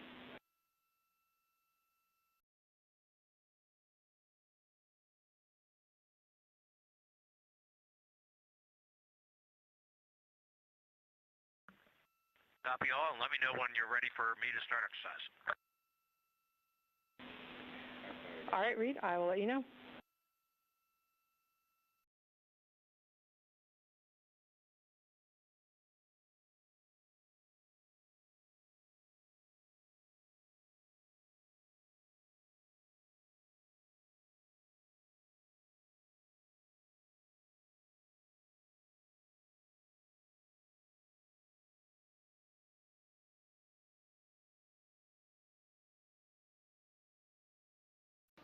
As previously mentioned, we are expecting the crew to get into the CPR demo later today. That won't be until just before 7 p.m. Central Time, but the team on the ground has asked the crew to let them know before they start that demo so they can park the solar arrays. Reed Wiseman also called down that he is standing by to begin exercise. That's another opportunity for the team to park the solar arrays, and by doing so, it keeps any movement that happens inside the spacecraft from damaging those arrays. We did see some movement yesterday while Commander Reed Wiseman was exercising. The crew uses a small flywheel device. It only weighs about 30 pounds in comparison to over 4,000 pounds of equipment on the space station. And the crew is timelined to exercise for 30 minutes a day to help maintain their bone and muscle strength. This, a live view of the Artemis Flight Control Room here at Johnson Space Center. Down toward the bottom of your screen, Capcom Chris Birch, NASA astronaut who you've been hearing speaking with the crew, and next to her, Capcom and Canadian Space Agency astronaut Jenny Gibbons, also a backup flight crew member for Artemis II. Near the top of the screen, Flight Director Jeff Radigan, and to his left, Flight Director Diana Trujillo.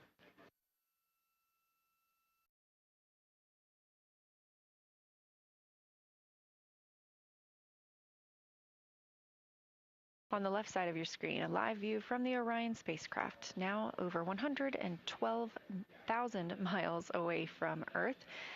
And that is our little crescent Earth over to the right.